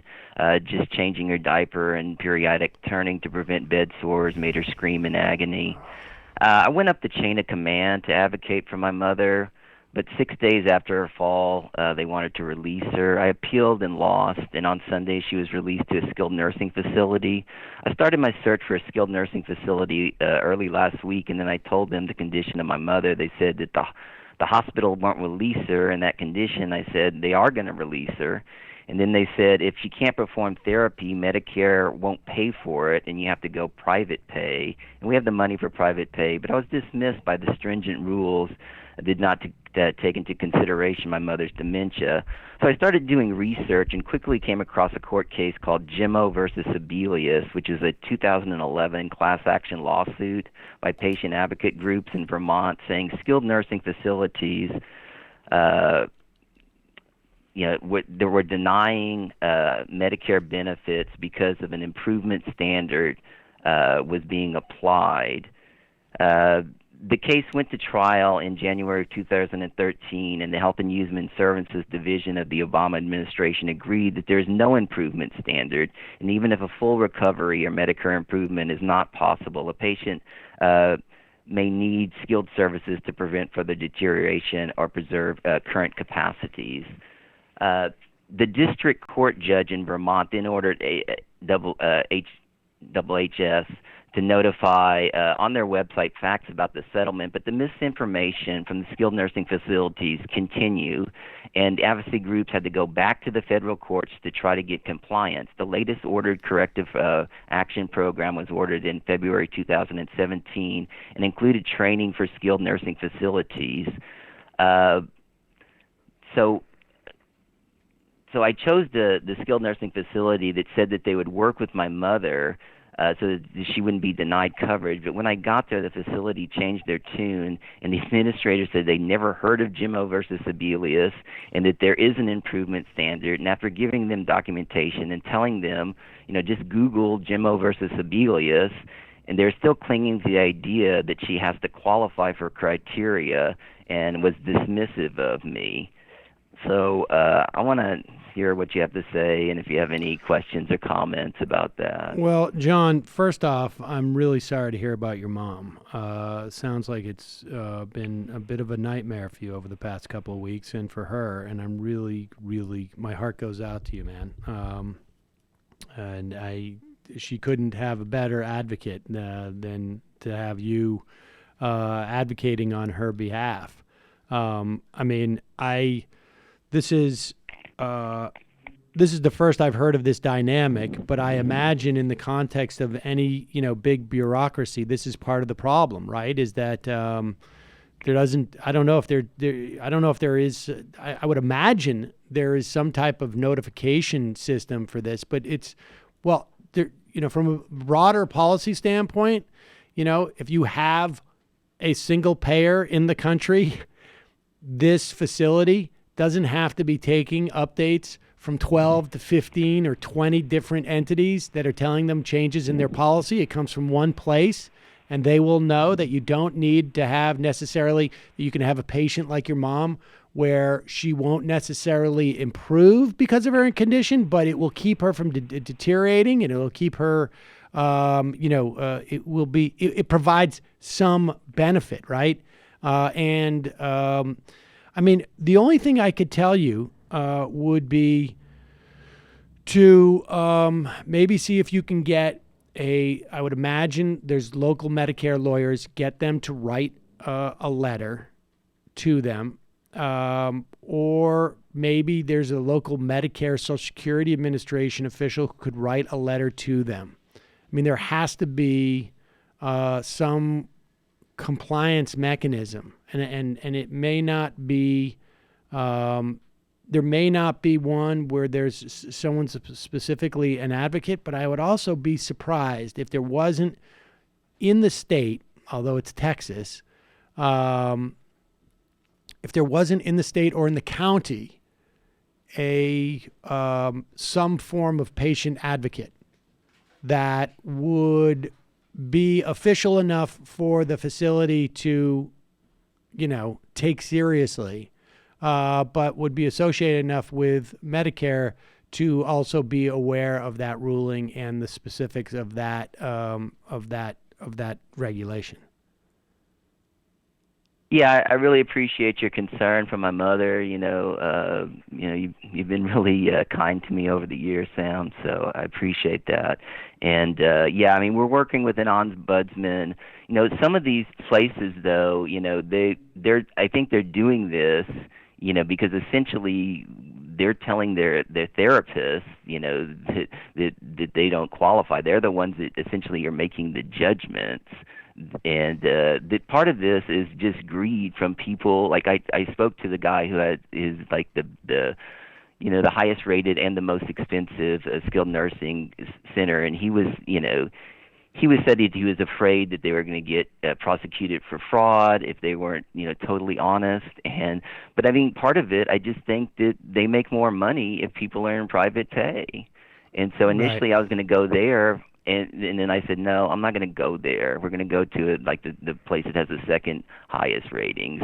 And so, I just think that, they should take it farther. I mean, I agree with you about, you were talking about earlier about all of these different things that should be nationalized. A couple of days after initially I put my mother in memory care, it was like, they don't have enough staff. I mean, their profit motive is the most important thing to them. And so, that's never going to change until nursing homes and skilled, facilities are nationalized. And I know that seems like, pie in the sky for a lot of people, but I think that if people who actually visit their loved ones and see the understaffing, this would actually be the best thing for them. And the jobs guarantee, this would be perfect for that. The people who need jobs, this is one area where there needs to be help. Right. And we should say, I agree with you. If the U.S. government and the VA, in the past year or two, or maybe it's back up, but there was a couple of years where customer satisfaction had dropped. Part of that was because of stories they were hearing, and I think a projection. But consistently, the VA customer satisfaction ratings have been through the roof. And people don't really fully appreciate how complicated and how difficult and how huge the VA system is. It is a system not only of hospitals and healthcare, completely government run with government paid doctors and nurses and whatnot, but they are dealing with the most specific and difficult physical ailments that we have in our population, because you're talking about people who have been subjected to chemicals and physical trauma that is completely unique from what you see in civilian life.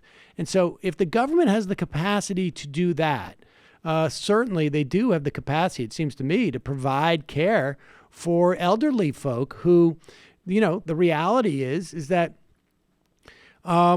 more or less the type of ailments and infirmities you see with the elderly are more or less the same. And so these are good institutions, I think, that we would want, an entity whose job, number one, is to be responsive and provide care for people, and who also are, I shouldn't say threatened, but are put in check by constituents who show up once, twice, 5 times, 6 times a week to see their loved ones there. It's a good entity, and it's a good candidate for that type of thing. But John, good luck with it. If there's anything else that we can do, let us know. All right, bud? All right. Thank you very much, Sam. Thanks for the Take call. care. Hang in there. That's rough. Very difficult. Sorry, man. Let's go to 702 phone call. Who's this? Where are you calling from? Sam, can you hear me? Yeah. Who's this? Sam, can you hear me? Yeah, I can. Hey, Who's this? Bro Flamingo from Las Bro Flamingo from Las Vegas. From Las Vegas. What's on your mind? Hey, 2 things, Sam. Number one, I'm sure you guys heard the report about President Trump's pulling the troops out of Syria. That really reminded me of that interview you did with Marcy Wheeler when she was talking about when Trump went to the summit with Putin, and it was buried in the news cycle. But Russia had basically said, "Hey, we had productive talks with President Trump. We're waiting for them to pull the U.S. troops out of Syria." I'm surprised nobody brought this up in the mainstream media. Yeah, that's a good point. The first thing I really thought was, wait a minute, because we have all this, we have all the, basically the Russian investigation is ramping up. It's full stop now. But nobody brought that up, that, now he wants to pull this out, now he wants to pull this stunt, and that's related to Russia as well. Because I'm not the type of the persuasion that's like, oh, Russia, and those whole things. But that's a really important thing that, I hope, I guess the mainstream media really focuses in on that, because that's a really important detail. I mean, I got to Go ahead, say, Sam, from sorry. my perspective, I'm happy that we're doing it. And this is a 50-50 proposition. You either keep the troops in or you take them out. And so it's hard to sort of draw a direct line to that action and, whatever Trump's relationship with Russia may or may not be. I mean, the timing is interesting. I'm curious about that. I just want to add, I think it's probably the right call too, and it is the right call, and I don't see this in a Russia lens, but what I'm most concerned about, this is the betrayal of the Kurds, and the Turks are going to move in against the Rojava Kurds. They've already promised to do that. They've already done it to some not insignificant extent, and a more linear line I would look at is this what Erdogan and the Turks want to ease up on MBS a little bit? Right. That's a Trump play. I think there's just a lot more forces in there. Remember now, it has been, as Michael points out, and it's a good point, that the Turks have been the one who have basically been turning the screws on MBS. They're the ones who are drip, drip, drip leaking out this Khashoggi stuff. And they're doing it for leverage. And just reported the U.S. approves a $3.5 billion Patriot missile sale to Turkey. That could also be part of this. I mean, who knows, right? I mean, that. Right. But Sam, yeah, go ahead. Because I want to get to one more thing. I'm sorry, because I didn't mean to cut you off. But you also said something that kind of really struck me because I wanted to get to this too. You were talking about how Kurt Bardella, the Kurt Bardella situation, and you're talking about his story and how it's very interesting. And you said, when people internalize this stuff, the propaganda or the racism or the other, or basically suppressing the other, aka your race, and when you get groups of people to do this, you can get them to do really bad things. And the first group that came to mind when you said that were the police toward African Americans and black people, and how they systematically do that all the time. And of course, we've seen it on the larger scales, like transatlantic slave trade and the genocide, the genocide of the Jews and Hitler and stuff like that. These horrific acts.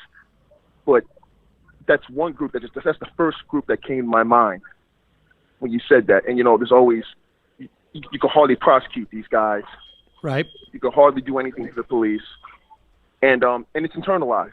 And also, by the way, black because I'll come up right up through the middle. They always have some black sock puppet, the police, black police chief or something, to give them cover for this stuff. But with Kurt Bardella, the fellow that he pointed out, the police chief internalizes his stuff. Oh yeah, we can't talk about race. We got to put it on the table. And that goes all the way up to Barack Obama, by the way, because he was soft about prosecuting the white supremacists and stuff. These guys are. Last thing, Sam, I'm sorry, but this type of stuff is like 20th century politics, and you guys talked about the leftward drift and whatever, and I think there's a lower and lower tolerance for this stuff. It's a very, very low, and the kind of the avatar of this kind of thing, if you want, is Bill Clinton, and you see how how badly he's aged. Whether your politics or not, remember he went from like, the darling to, to just a lecherous old man who's on the Epstein flight, and he put all this stuff in. That's just my 2 cents, man. Guys, you keep doing the great reports. I like it, and take care. Thanks. Appreciate the call. It's not. I absolutely agree that there is internalized racism within the police force, but it's not only that, right? Because even if you got every individual police officer to not hold prejudiced attitudes, the police exist to protect private property and to police and oppress surplus populations, poor populations who are not currently needed by the official economy, and keep them down. So the problem is it's huge and it's structural, and we need to really, really rethink how we want to enforce various, codes of society in the future. There are, it seems to me, some police reforms that can have a benefit. If you're talking about the broader problems of just their mere existence, obviously not. But in terms in the context of race, you can have a structural response to this and change the culture. But you could also change the culture in there in terms of, what they're being asked to do on any given point. At any given time. Oh yeah, there are definitely reforms that would make it better, for sure. Let's go to the phones. Calling from a 509 area code. Who's this? Where are you calling from? Look at him getting right in today. Sam. Yeah, look at you getting on the phone very quickly. You've been doing that a lot lately. What's the matter? They keeping you from calling into C-SPAN? No. That show starts much earlier than this one. But I will say you guys started to not open the phone lines until the fun half starts, and that makes it easier for people like me who, I'm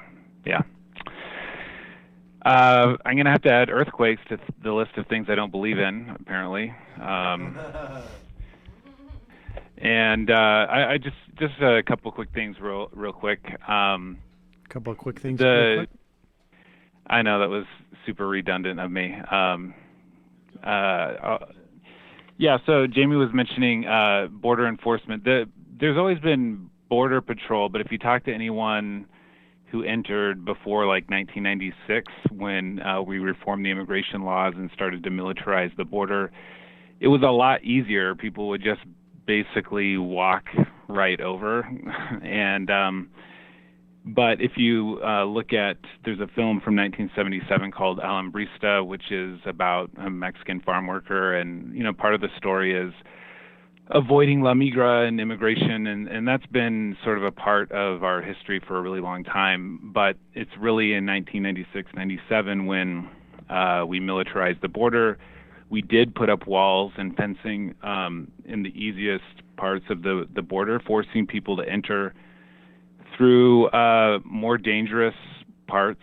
And also, this has been a boon for the cartels and criminal enterprises that help people make what used to be a very simple trek and is now obviously much more complicated. But let me ask you this. In terms of, let me just ask you a question about that. When we set up those walls in specific places, right? Obviously, it's like, okay, we have a mile-long wall here, let's say, or I don't know, 750-yard wall here. And we put this wall here because whatever the topography makes it an easy place to cross. What is the idea here? That we are trying to discourage people, or we just don't want them to enter in there, or we want to limit the number of areas that they can cross? I mean, what is gained by that? Is it because we don't want to have to absorb as many people based upon our asylum laws, and it's a way of, rather than preventing them from coming in, just sort of regulating the flow so that we can process them quicker with less resources? Or what is your sense of what the theory behind doing stuff like that is?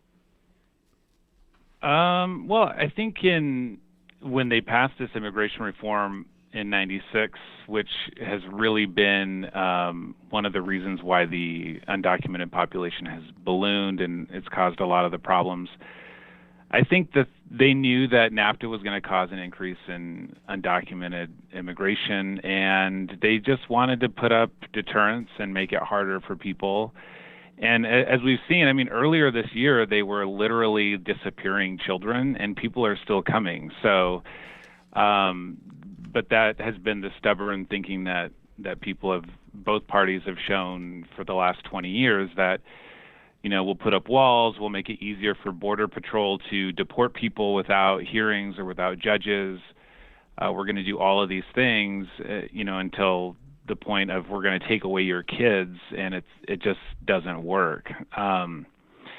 The story of the young girl who doesn't speak Spanish, the Guatemalan girl, that's pretty common, and a lot of times they speak very rare indigenous languages. I had a hearing about a year ago with a lady who speaks Mam, which is an indigenous Guatemalan language, and we had to have two interpreters to go from English to Spanish, Spanish to Mam, and then backwards, because there just aren't interpreters. And I just had an asylum interview for a client who did it once in Spanish, and the officer was concerned that her Spanish wasn't good enough.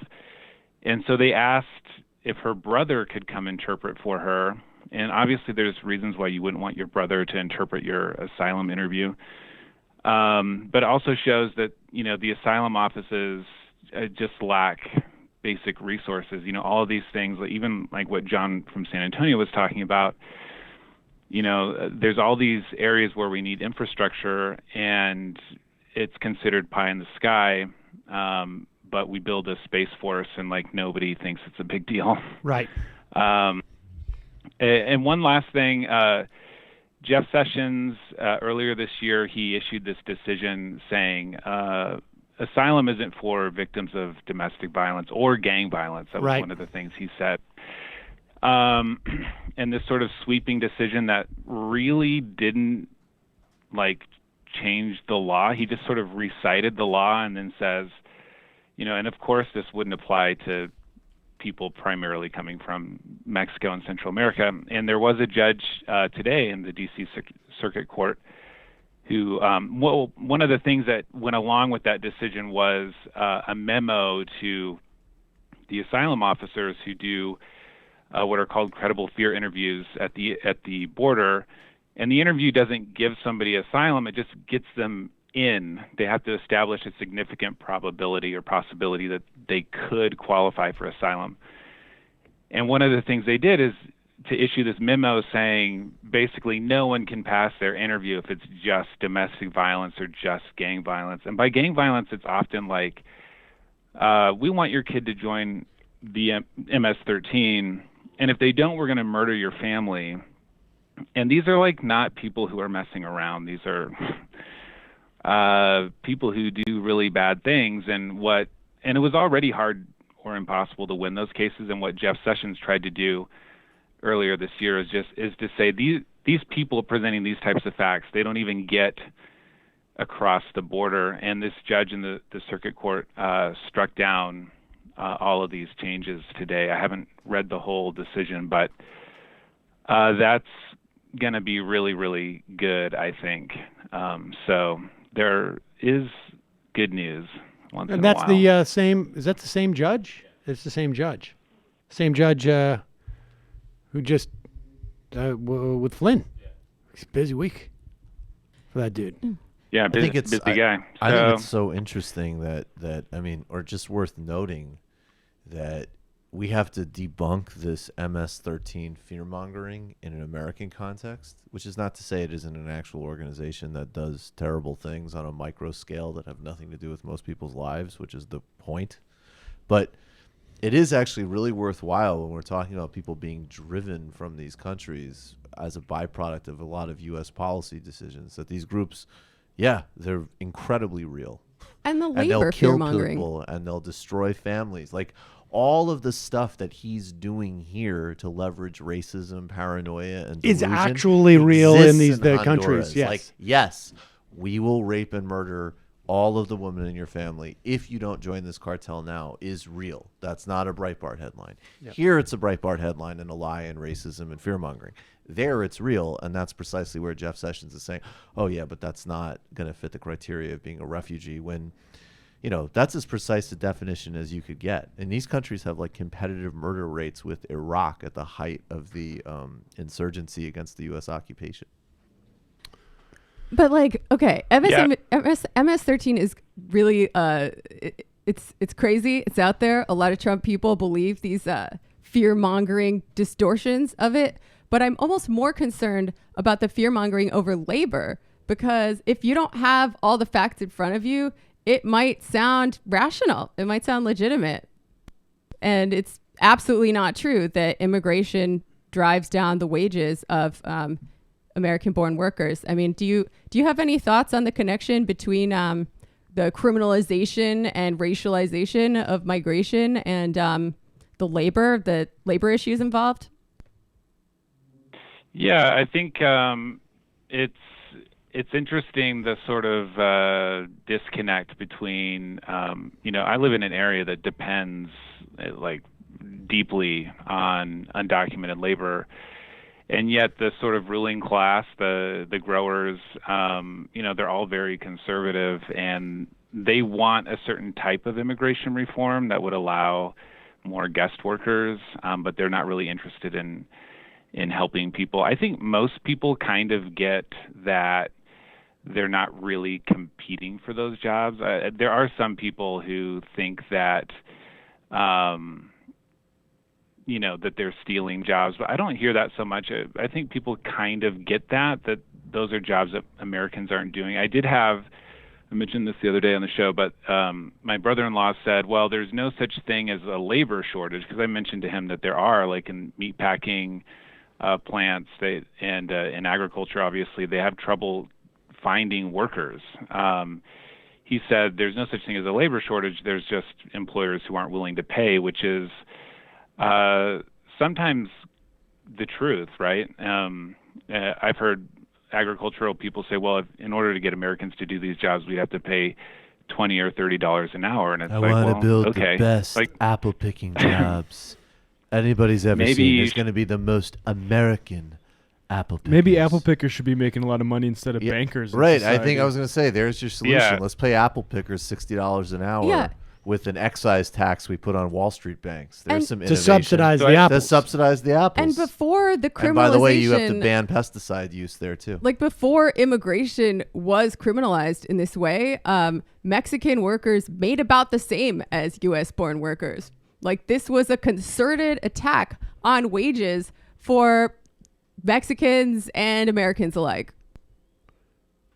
Yeah, there's no real interest in and agricultural workers are exempt from certain labor protections under the labor laws, and it's definitely set up this way. That was the big thing in on NAFTA. purpose. The big thing in NAFTA was that Clinton, I don't know how much cajoling it did, but from the outside anyways, the narrative was the Democrats were sold on NAFTA because Clinton promised to take another bite out of the apple to add labor and environmental regulations, and whoops, we forgot. It was a side agreement. It was side agreement. Yeah. And then somehow And we have discovered a third way. All of a sudden, And everything gets there a was little see, on confused. one side you want NAFTA with no conditions, and then on the other side you want a labor and environmental agreement. We discovered that by saying there would be, but not doing it, we established a third way. Have that thing where you're reading a book and you're just like, I'm going to put it down for a minute. I'm reading another one. Then you get caught up in that one, then another one. Then you realize I didn't go back to the first one. And then the first one, I forgot where I was. And I said, forget it. So that's. Mini DNC makes me sound like Omer Pyle. It's a slanderous impression. Fuck you, Sam. Surprise. Said making me sound like that Reagan, is the way lastly, he makes you sound since we like have you on the Saul phone. Rosenberg. Since we have you on the It's phone. totally unfair.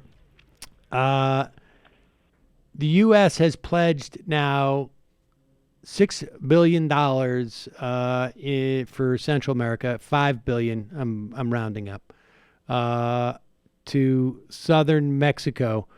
What theoretically, it's to provide. Well, this is the giveaway, right? It's better security conditions and job opportunities, which basically means we're going to give this money to the police. Just keep don't let the caravan come. Don't let the next caravan They come. already Right? give them mass. I mean, Right. already the policy there is totally militarized, right, Raygun?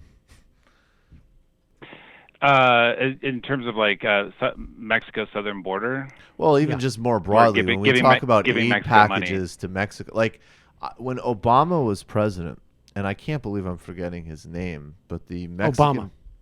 Yeah, Barack Hussein Abdul Aziz Obama. No, but the Mexican president after Vicente Fox, who accelerated the drug war, not Peña Nieto, the guy in between. I'm totally neglecting his name, but I mean, actually, a pretty seminal figure in Mexico. But the reporting that came out after he left office was that, I mean, the only no he got from the Obama administration, essentially, during a time that they totally, I mean, they militarized the drug war at a completely unprecedented level with U.S. support, and also the usual double game where the U.S. was easier on certain cartels than others for intelligence sharing purposes and things like that, which is being suppressed in El Chapo's trial right now in Brooklyn, by the way. They turned him down on his request for drones. He wanted drones. That was the only thing that they turned him down on. And and frankly, the reason you won't get a request most likely now is because Obrador probably won't ask for that. But I wouldn't be shocked if this administration would give drones for that. And look at Plan Colombia, too. I mean, that's a whole other... drones for everybody. I mean, that is a Clinton policy that environmentally devastated Colombia and funded paramilitary groups and a military that works with them. So that's like the pattern for all these places. Appreciate the call, Ronald Reagan, as always. All right. What? Take care. What? Bye. And one more thing. Where's our audio? Didn't he have another point? Did he? I thought he did. Oh. Oh. What do you answer? What happened to What the do sound you think? drop? Do you see? Reagan. No. And these Democratic administrations, they weren't restricting immigration to be mean or to be racist, right? They were doing it because they caused a new wave of immigration by economically recolonizing Mexico and lots of other countries. And they needed a check on that because despite what some people may tell you, even some people on the left, globalization and neoliberalism is not concerned with open borders for people, only open borders for capital. Makes it better. Makes it even better for them. It's actually an important part of neoliberalism that borders remain restricted to people. All right, let's move on here. Matt, someone just sent me maybe she took it down. this Clara Jeffries. She is. She better have taken Let me it be down. really diplomatic. I She needs want to to put get this up. See if you can offline find that. immediately. What is going on? The dishonest poll report. Wait, No. are you talking about the Bernie thing? the Bernie. That's from anti- 2016. That's to from be fair. 2016. So she probably it is is? taking it down. The anti-Semitic thing. Yeah, that's Where she was just like, here's Bernie Sanders, Shylock. Here's Bernie Sanders, a monstrous Jewish figure that steals candy. She's from not children." competent for that. Now wait a These second. people have worms in No, their she brains. should not be online. She's a very, very. She should not be editing Mother Jones magazine. No, she should edit Mother Jones, but not be online. Yeah, that was from 16. Yeah. What the fuck? That is, and is it still up there? This is Will Menaker shared this. Gentile children, I want. It's a perfect likeness. It's a perfect likeness. I want to take all the Seems to be still up there. I want to take all of the Gentile children's blood she still to has it pay posted up for there. health plans for minorities and Jewish people, in my opinion. I think it is a travesty that 1% of the children are hoarding 99% of the blood. I think it's a travesty when you look at what Jesus actually did, which was be complicit with the Roman occupation and make false claims about himself. I just. Well, fast forward to I mean, today. at least she didn't draw it herself. I guess that's from Phantom the Toll Booth. This Is was that definitely when I was running for president, and my posture looked even worse, and I was dressed like an evil sadistic cobbler. There's nothing wrong with this at all, Clara Jeffries. These are certainly very normal, healthy people that oppose me. Well, these You know, it's radical because it's centrists. disliking Bernie Sanders is an own goal. Like, I'm not even saying like you have to vote for Bernie or anything like that, whatever. But like the idea that you look at Bernie Sanders and you're like, oh, this nice old guy who wants me to have health care. What an asshole. He's rude. Yeah, like He's rude. you have serious issues. And that's why I think, because do you remember when he actually first announced and it was all like, oh, this isn't going to go anywhere. And there was a lot of like condescending, like, oh, no, I like it. That old codger's going to be in there talking about inequality. I ain't got no problem with that. And then all of a sudden he started actually, because he was speaking to what really was going on in the country, started to perform well. And then it just became this spasm of spin and lies and bizarre Well, what innuendo. people And don't these people remember- have the biggest... And in their case, the last thing I'll say, I mean, I think in people like Clara Jeffries' case, it actually does. I mean, it must affect their perception of their status and material interest. But anybody who's normal and doesn't have a direct, dependency on like Center for American Progress or something, not liking Bernie Sanders is utterly bizarre. I mean, I guess Bizarre. or just the hatred is bizarre. I mean, I understand people just don't like Well, whatever, but but I know. guess so. But thinking, okay, To be sure, actively- you can Well, maybe not people care for forget. a personality, People but the guy's forget. trying to help you. People forget. Most likely.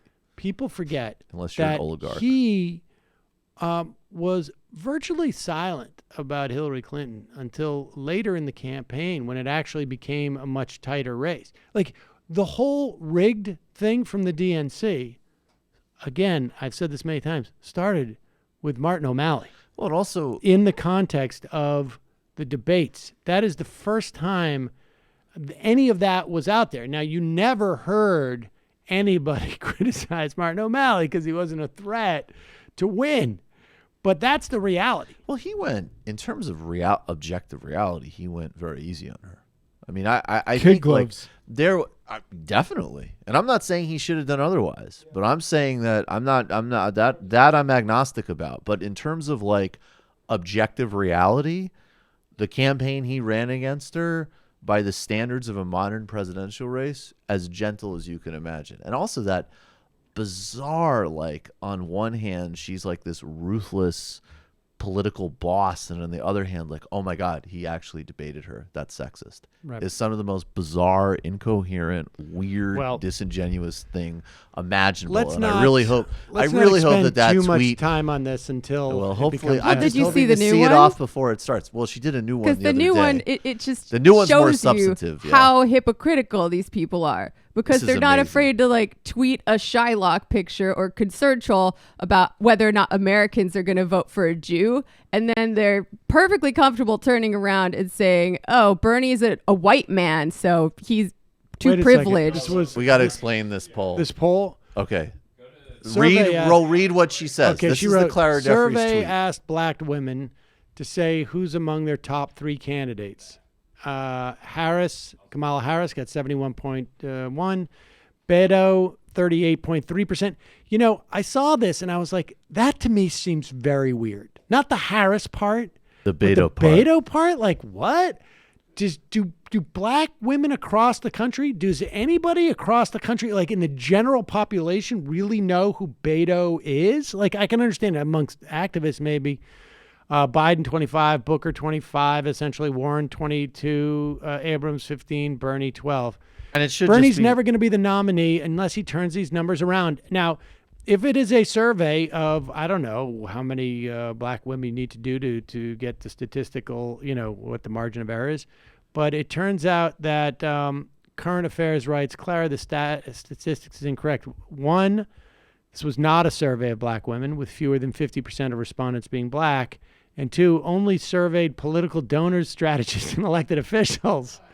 Wow. And I do have to say, I mean, maybe these things will change, but contrary to these people's constant lies, anytime you do an actual sound poll, Bernie actually outperforms with people of color. Wow. So, yeah. But that was literally what she did. She went to a room of lobbyists. And she essentially, it was like, hey, Donna Brazil, what do you think of Bernie? Although actually, Donna Brazil would probably be in the 12%. Right. Yeah, and what's so infuriating is she's like, "Oh, people are yelling at me, right? If just for and people are yelling at me for lying, yes, and not correcting it. Yeah, you're being relentlessly disingenuous. And that's a called shot that the white liberal feminist that's like hides behind black women in the Democratic Party to be against Bernie is something we've all been predicting was going to happen, and she perfectly just played the part. And I mean, if anything, I find it somewhat encouraging that these people are so scared that they're lying this much this soon. If this is the best that we've got, good news for us. It's desperate.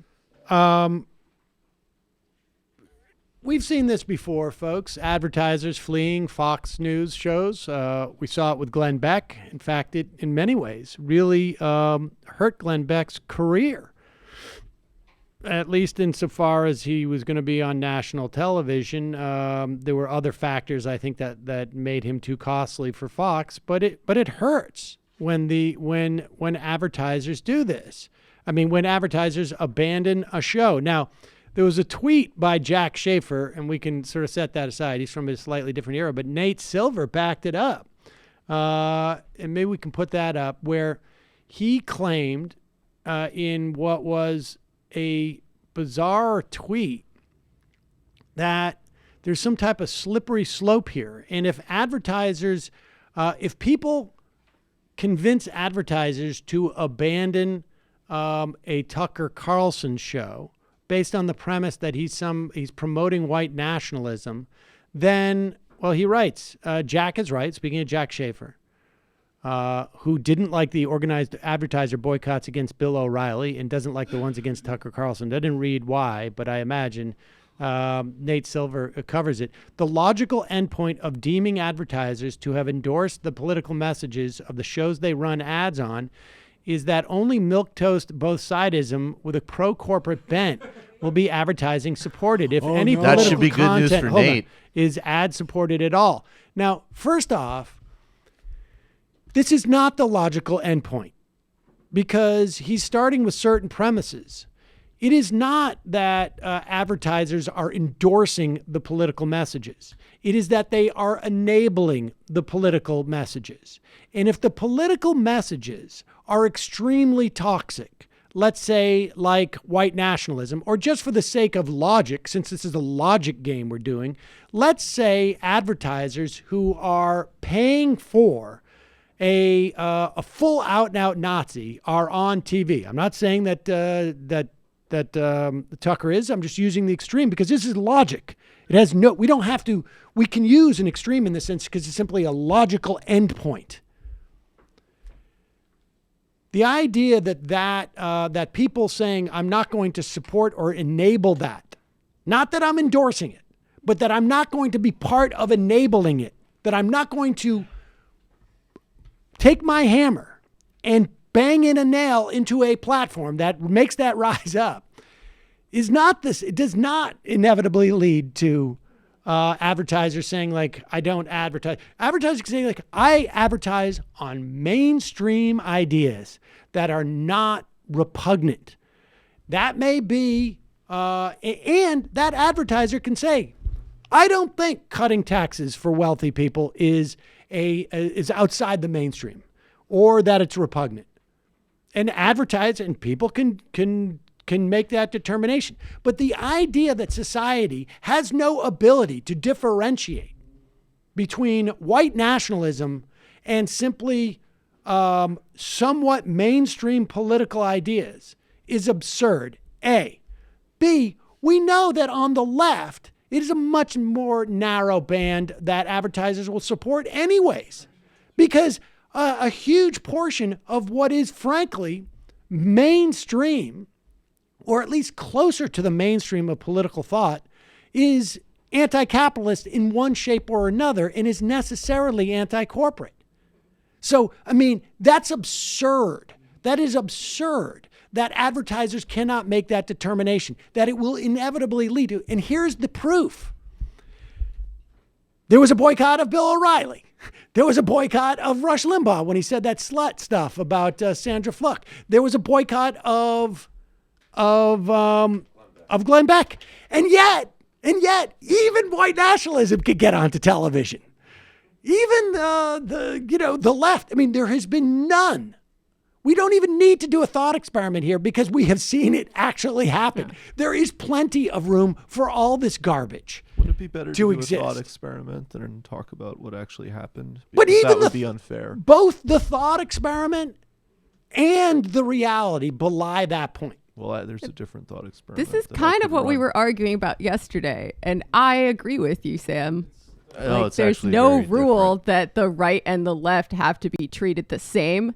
So the slippery slope arguments, if you're going to say, oh, you're boycotting the left, the right, you're censoring the right, therefore that can be done back to the left, it just doesn't hold any water. Well, no, it can be done to the left. Yeah, but it will be done independently of whether or not it's happening to the right. I also think that, I mean, at least in this context, I don't know what the argument was yesterday. This wasn't the argument. Well, between, wait, I don't want to get into the argument from yesterday.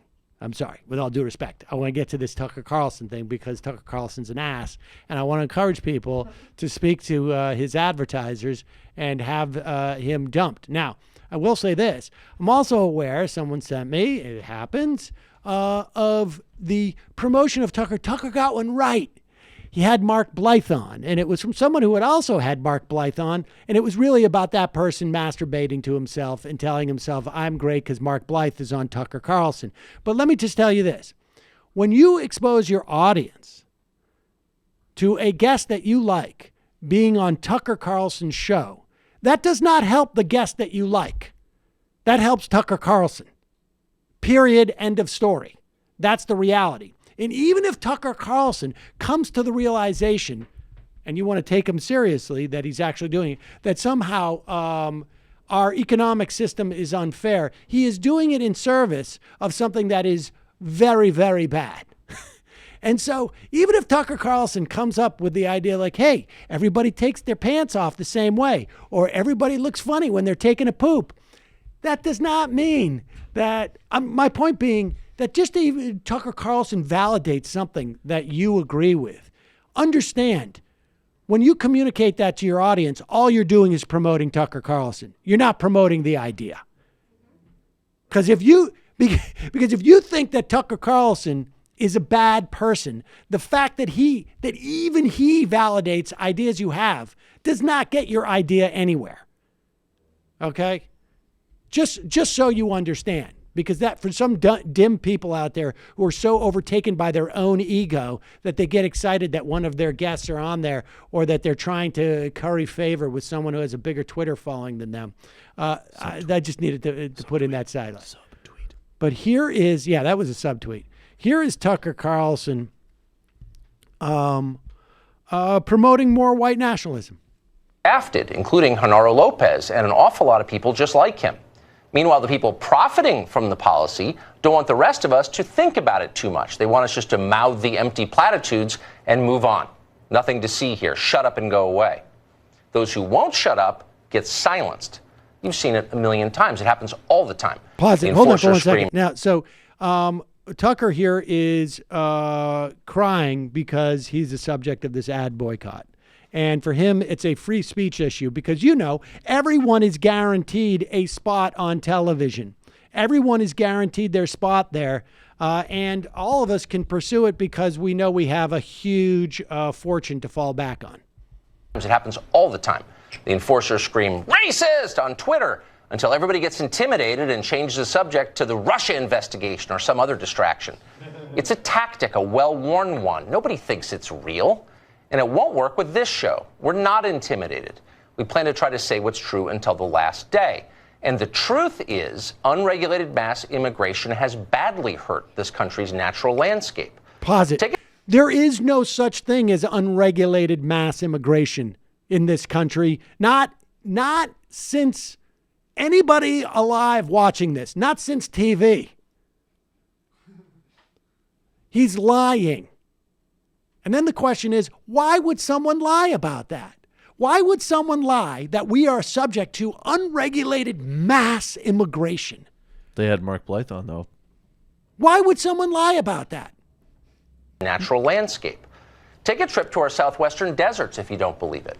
Thanks to illegal immigration, huge swaths of the region are covered with garbage and waste that degrade the soil and kill wildlife. The Arizona Department of Environment Quality estimates that each illegal border crosser leaves 6 to 8 pounds of trash during the journey into our country. If you're interested in more detail, look at the website they've created. It's called Arizona Border Trash. It's dedicated to highlighting and cleaning up the thousands of tons of garbage strewn across Arizona by illegal immigrants every year. Illegal immigration comes at a huge cost. How many minutes do you think Tucker Carlson has designated in his many years on television? He was on MSNBC. He was on CNN. He had his own show on MSNBC. He had his own show on CNN. He's had a show on Fox. He had a whole website. The Daily Caller is his website. How many column inches? How many minutes? How many mentions throughout that multiple decades of time I have just suggested? Do you think he has talked about litter? And the idea that our biggest litter problem in the country, the biggest pollution problem we have in the country is at the border is absurd. It's absurd. The guy is a racist. He is a racist. And I know he hates that word, and he's not going to be intimidated by it. Of course he's not going to be intimidated by it. Why would he? He gets on television every night to pull those buttons. And then, if somebody's stupid enough to do so, he can bring on a couple of economic populists and make it about, like, I'm just here for the people. The white people. Yeah.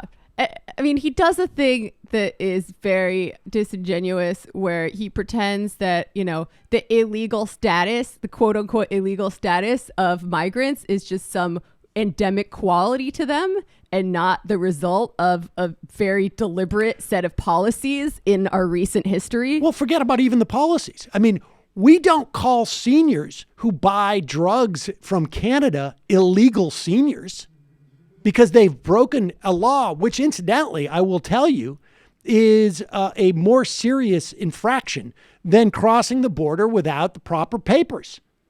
But we don't call them illegal seniors. Can I also just really quick? I did watch some of the Blythe Peter Carlson thing because I like to check out Peter Carlson. Tucker Carlson and Mark Blythe segment because I like to check those things out. And look. Watching Tucker Carlson actually do a job where he is, and he does it pretty well, but he's doing, if you're properly watching it, he's doing a double game where he's having to sort of pretend that he acknowledges the real symptoms that Blythe is identifying with the economy, while also not totally getting away from the Fox News propaganda that this is the best economy in the history of humanity because Trump is president. So even on those narrow terms of why he's bringing this person on, he's still essentially subtly just doing Fox propaganda. I think there's a debate as to whether if I'm Mark Blythe, I go on Tucker Carlson. I can understand it from his perspective. He thinks he can carry his message to people who wouldn't otherwise hear it. That makes some sense to me. All right? I think there's a debate. I could see arguing either side of that. But to then do a segment promoting Mark Blythe's appearance there is again just so it's just about ego. It's not only is it just about ego. What I'm trying to say is that's not even what happened in the segment. Yes, if I know you it's give not, it like but the it's most generous, like, oh, this is the segment. All you're where doing there's a is cosign. benefiting. All you're doing Yes. is promoting Tucker Carlson. You're making low information people go, well, Tucker seems kind of like a bad guy, but I don't know. Maybe he's a socialist. Right, and even if you which say, is not what happened. Even if you say he's a chucklehead, like I'm a chucklehead, okay? No, he's a racist, and you are providing your audience a reason to like him. You could provide your audience a reason to like Mark Blythe without having Tucker Carlson in the equation. And the idea that somehow Tucker Carlson validates your arguments about economic inequality in this country is also effed up, because there's a million people who will validate that. Indeed. We just played, look, last week, That gives away the game, folks. It sure does. And he's done We've it- both interviewed Mark Blythe, but also like Mark Blythe first came on this show in 2012, Yeah, 2013. and 2 weeks ago, or a week or two ago, when I was, there, we played a great clip of Mark Blythe explaining There's plenty of the opportunities to Brazilian promote- model for development, and we used it to illustrate a larger point. Like there's, But it doesn't endless have anything to do with numbers. Mark Blythe. It has to do with the idea that just because someone of this ilk in some way validates claims you're making, understand all you're doing is helping them. Right. So Tucker Carlson has done this at least twice now, because he also had Angela Nagel on to agree with him on everything regarding immigration as well. And like, if you are supposedly on the left and you go on Tucker Carlson's show and agree with everything he says, like, I don't care why you're doing it. Like, But that's not the same situation. That's not the same situation. It's a Like I different say, the person who goes on there, I can understand on some level that they want to reach a certain audience with a Right. certain message, okay? But I'm just simply talking about the idea that Tucker Carlson is validating your opinion in no way helps that opinion. That should be obvious. You know who is a great populist? David Duke. Great populist, that guy. Totally for the working man. You can go back and look See? at his early I think they know campaigns. that. You can definitely go. All right, folks. We got, let's see, where else are we? I'm sorry here. We got a little bit of time here. Tucker Carlson, well, he seems like a little bit of a bad guy. I don't know, but he's describing the economy here real well. Which Just one should like I get do. to here? What's that? Molly Hemingway suggests Trump has no. Okay. All right. Yeah, let's do this. So Molly Hemingway, who is she now again? The Federalist, I believe. Oh, right. Okay. Says there was no collusion in Russia because Trump has no business relationships there. Now, did she say this before or after? Like a half hour or so before the letter. Yeah, this has got to be really rough. So Molly Hemingway's out there last night on Tucker Carlson really trying to establish that there is absolutely no connection. Trump had no business dealings there. Don't you know, Tucker? The Trump Towers in Moscow. You hear that to this day. So you need to have business interests in order to have this collusion theory make sense. The dossier said a bunch of actually kind of contradictory things, that Trump was very interested in a business deal in Russia, and also that he'd been offered sweetheart deals. Well, if he'd been offered sweetheart deals, I think we can reasonably assume he would have taken them. There's no evidence he has ever successfully accomplished any business relationship in Russia. Oh, look at that. He's got a no proof stamp graphic on there.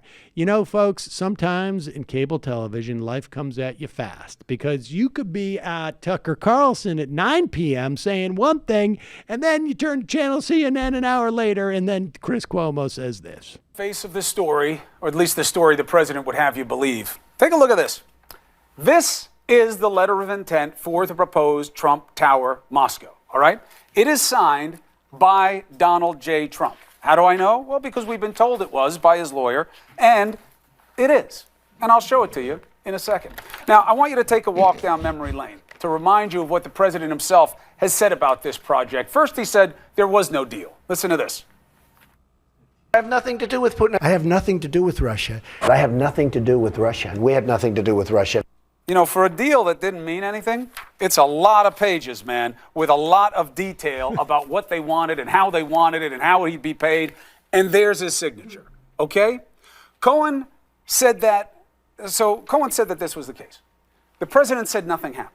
Then he gave a different story where the letter kind of came up, but not in the context of his signing it. Listen. I think you should go back to, I think it was January. It was just reported very well by Catherine Herridge, who's a terrific reporter on Fox. She talks about a letter that he signed. I don't even remember it. And it specifically talks about this deal. Catherine Herridge is a good reporter at Fox. Worked with her, know her, respect her. The president doesn't need her to tell him what happened in his own deal. Here's the letter. Cohen didn't sign it. The president did. Then, this weekend, the president's esteemed lawyer said, quote, "It was a real estate project. There was a letter of intent to go forward, but no one signed it." Why are they doing this? This is Donald Trump's signature. It's here. We know this. Look, I want to be clear. I don't like anybody involved in any of the clips we just played, but that was pretty funny. That was pretty funny. I'm a criminal with limited cognitive abilities. Stop otherizing But me. here's the sad part about it. I would put the percentage of people, like if there is a set of people, let's call it 100%, who believe that Donald Trump had nothing to do with Russia in terms of business things. Now, this is completely aside from whether there was collusion or not collusion. Who knows? He clearly lied about it. Now, maybe that's a problem, maybe it's not. But the 100% of people who are convinced, they watch Fox, he's convinced they had nothing to do with Russia, I would say that report by Chris Cuomo probably knocked off 2%. Less. Right? And you know, Maybe what the answer? Well, people sign plenty of papers, man. He's a busy guy. He's a billionaire. But He's one of the most you put important papers in businessmen. front of you. Put Haven't papers you in front of him. You're You ever seen one of those movies it's like an where it's auto just like, pen. give me the thing, bam, bam, bam. Yeah. Give me the other thing, bam, bam, And then bam. I think Michael Cohen, who's already, he was done a for the day? rat. He gave him the paper, try to trip him up later. And so again, President Trump was betrayed. Yeah, his Jew lawyer just gave him those papers. His Jew lawyer fixed him the papers right there. That was his biggest mistake. He trusted Jews a little too much. Not that I meant to stand with Israel. You said yourself that there's a lot of papers in it. You said yourself there's a lot of papers in it. You think I read those? Of course I did. Yeah, lots of papers. Not guilty. Not guilty. Honor, He who does not feel me is not real to me. Not guilty. There was a lot of people yesterday who took it on the chin. Do we have that Judge Jeanine clip? So Michael Flynn goes into his sentencing hearing yesterday. He has a deal with the Mueller prosecutors. The Mueller team says, we are recommending no jail time. We've had 19 different interviews with this guy. Hours and hours of testimony. He's helped on 3 different investigations. And then on the way to the judge, not literally, but in the wind up to the sentencing, Flynn starts to leak a little bit about stuff to make it look like, hey, because he wants to maintain his who knows what's in his mind. Possible scenarios, he's out of his gourd. Other possible scenario is he's trying to signal to President Trump that he got forced to do this. I'm still pardon ready. Another one is I need to be cool with the conservative movement so I can go on tour and make some cash afterwards. There's a whole host of things, right? And so much so that he leaks, you get people like Judge Jeanine. Well, okay, before we get there. And so he leaks part of what supposedly happened in that room when he gets interviewed by the FBI. So much so that the judge says, I need to see the full 302. The 302 is basically the after event report that is often classified. I don't think FBI is allowed to have recording devices when they go and interview it, so it's all in this after report.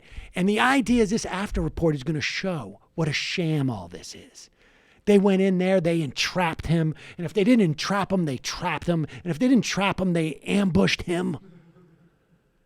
He didn't know. He didn't know. The FBI, they were so friendly, he didn't realize this was on the record. They sprung it on him like Kavanaugh. They sprung it on him. They totally did. And in the wind up to this meeting with the judge, boy, these federal prosecutors are about to get their comeuppance, right, Judge Janine? Based on his record of 33 years as a decorated military man, is an honorable man who may have realized when he saw the transcript that what he said was not consistent with the transcript. Or maybe he pled guilty because he ran. Pause it. Now, so she's saying they should have come in and told him what he said before so that he could be consistent. Instead, they didn't. And then he realized, like, oh, he did something wrong. Pled guilty because he ran out of money to defend himself, even having to sell his house to survive, or maybe to save his son, also in the crosshairs of these people. And for those of you who think the FBI was just trying to get to the truth, you're wrong. If they wanted information, if they wanted the truth, they could have shown Flynn his transcript of his conversation to refresh his recollection to get at the truth. But no, they didn't want the truth. They wanted to take down a bit player to get to the big player. On Tuesdays, the parties will appear again before Judge Emmett Sullivan, a jurist unafraid of the swamp, a judge who has a track record of calling out prosecutorial misconduct, a man who does not tolerate injustice or abuse of power. Very cool. Judge Sullivan can throw out this guilty plea if he concludes the FBI intentionally interfered with their target, Flynn's constitutional right to counsel. There you go. And that judge heard it. And instead what he said was, you know what? What I'm looking through these documents now, what you did was actually far worse than I ever anticipated. And I can't believe you're not going to serve jail time. In fact, I don't like your attitude about this, that you're hedging on this, that you're pretending you didn't know it was a lie. Do you really want to submit this plea right now? Because if you do, I'm going to send you to jail. I'm going to give you 90 days to rethink this and do something much, much more relevant, because what you did, and we have no idea what this is, what you did was rises to the level of, like, maybe not legally, but colloquially treason. So get out of my courtroom, you piece of garbage. That's basically what happened. It's nice to see all these people have the realization that the FBI, if it wants to get somebody, has tools that they can make that happen. Well, it seems like the FBI, if anything, this judge had a criticism, was like, why are you letting this guy off the hook? Why is the DOJ letting him off the hook? Raises some interesting questions as to what was really going on. But look, folks, we're running late. I've got to go. I'm going to do 3 IMs, and then we're out of here. I didn't realize how late it had gone. DC Dad, Sam, buildthewallrightnow.com is a real website, and it's the most acrid, repulsive, evil thing I've ever seen. I weep for our country. Train boy, the idea of using GoFundMe to pay for the wall is absurd. Doesn't that guy know that GoFundMe is how we pay for our health care in America? Gleason, I'm surprised that Paul Ryan is still in office. I thought for sure when you said he wasn't seeking re-election, he would leave early. Did Ryan want to be an ambassador to Ireland after he passed the immigration bill? And the final IM of the day, I'm sorry, folks.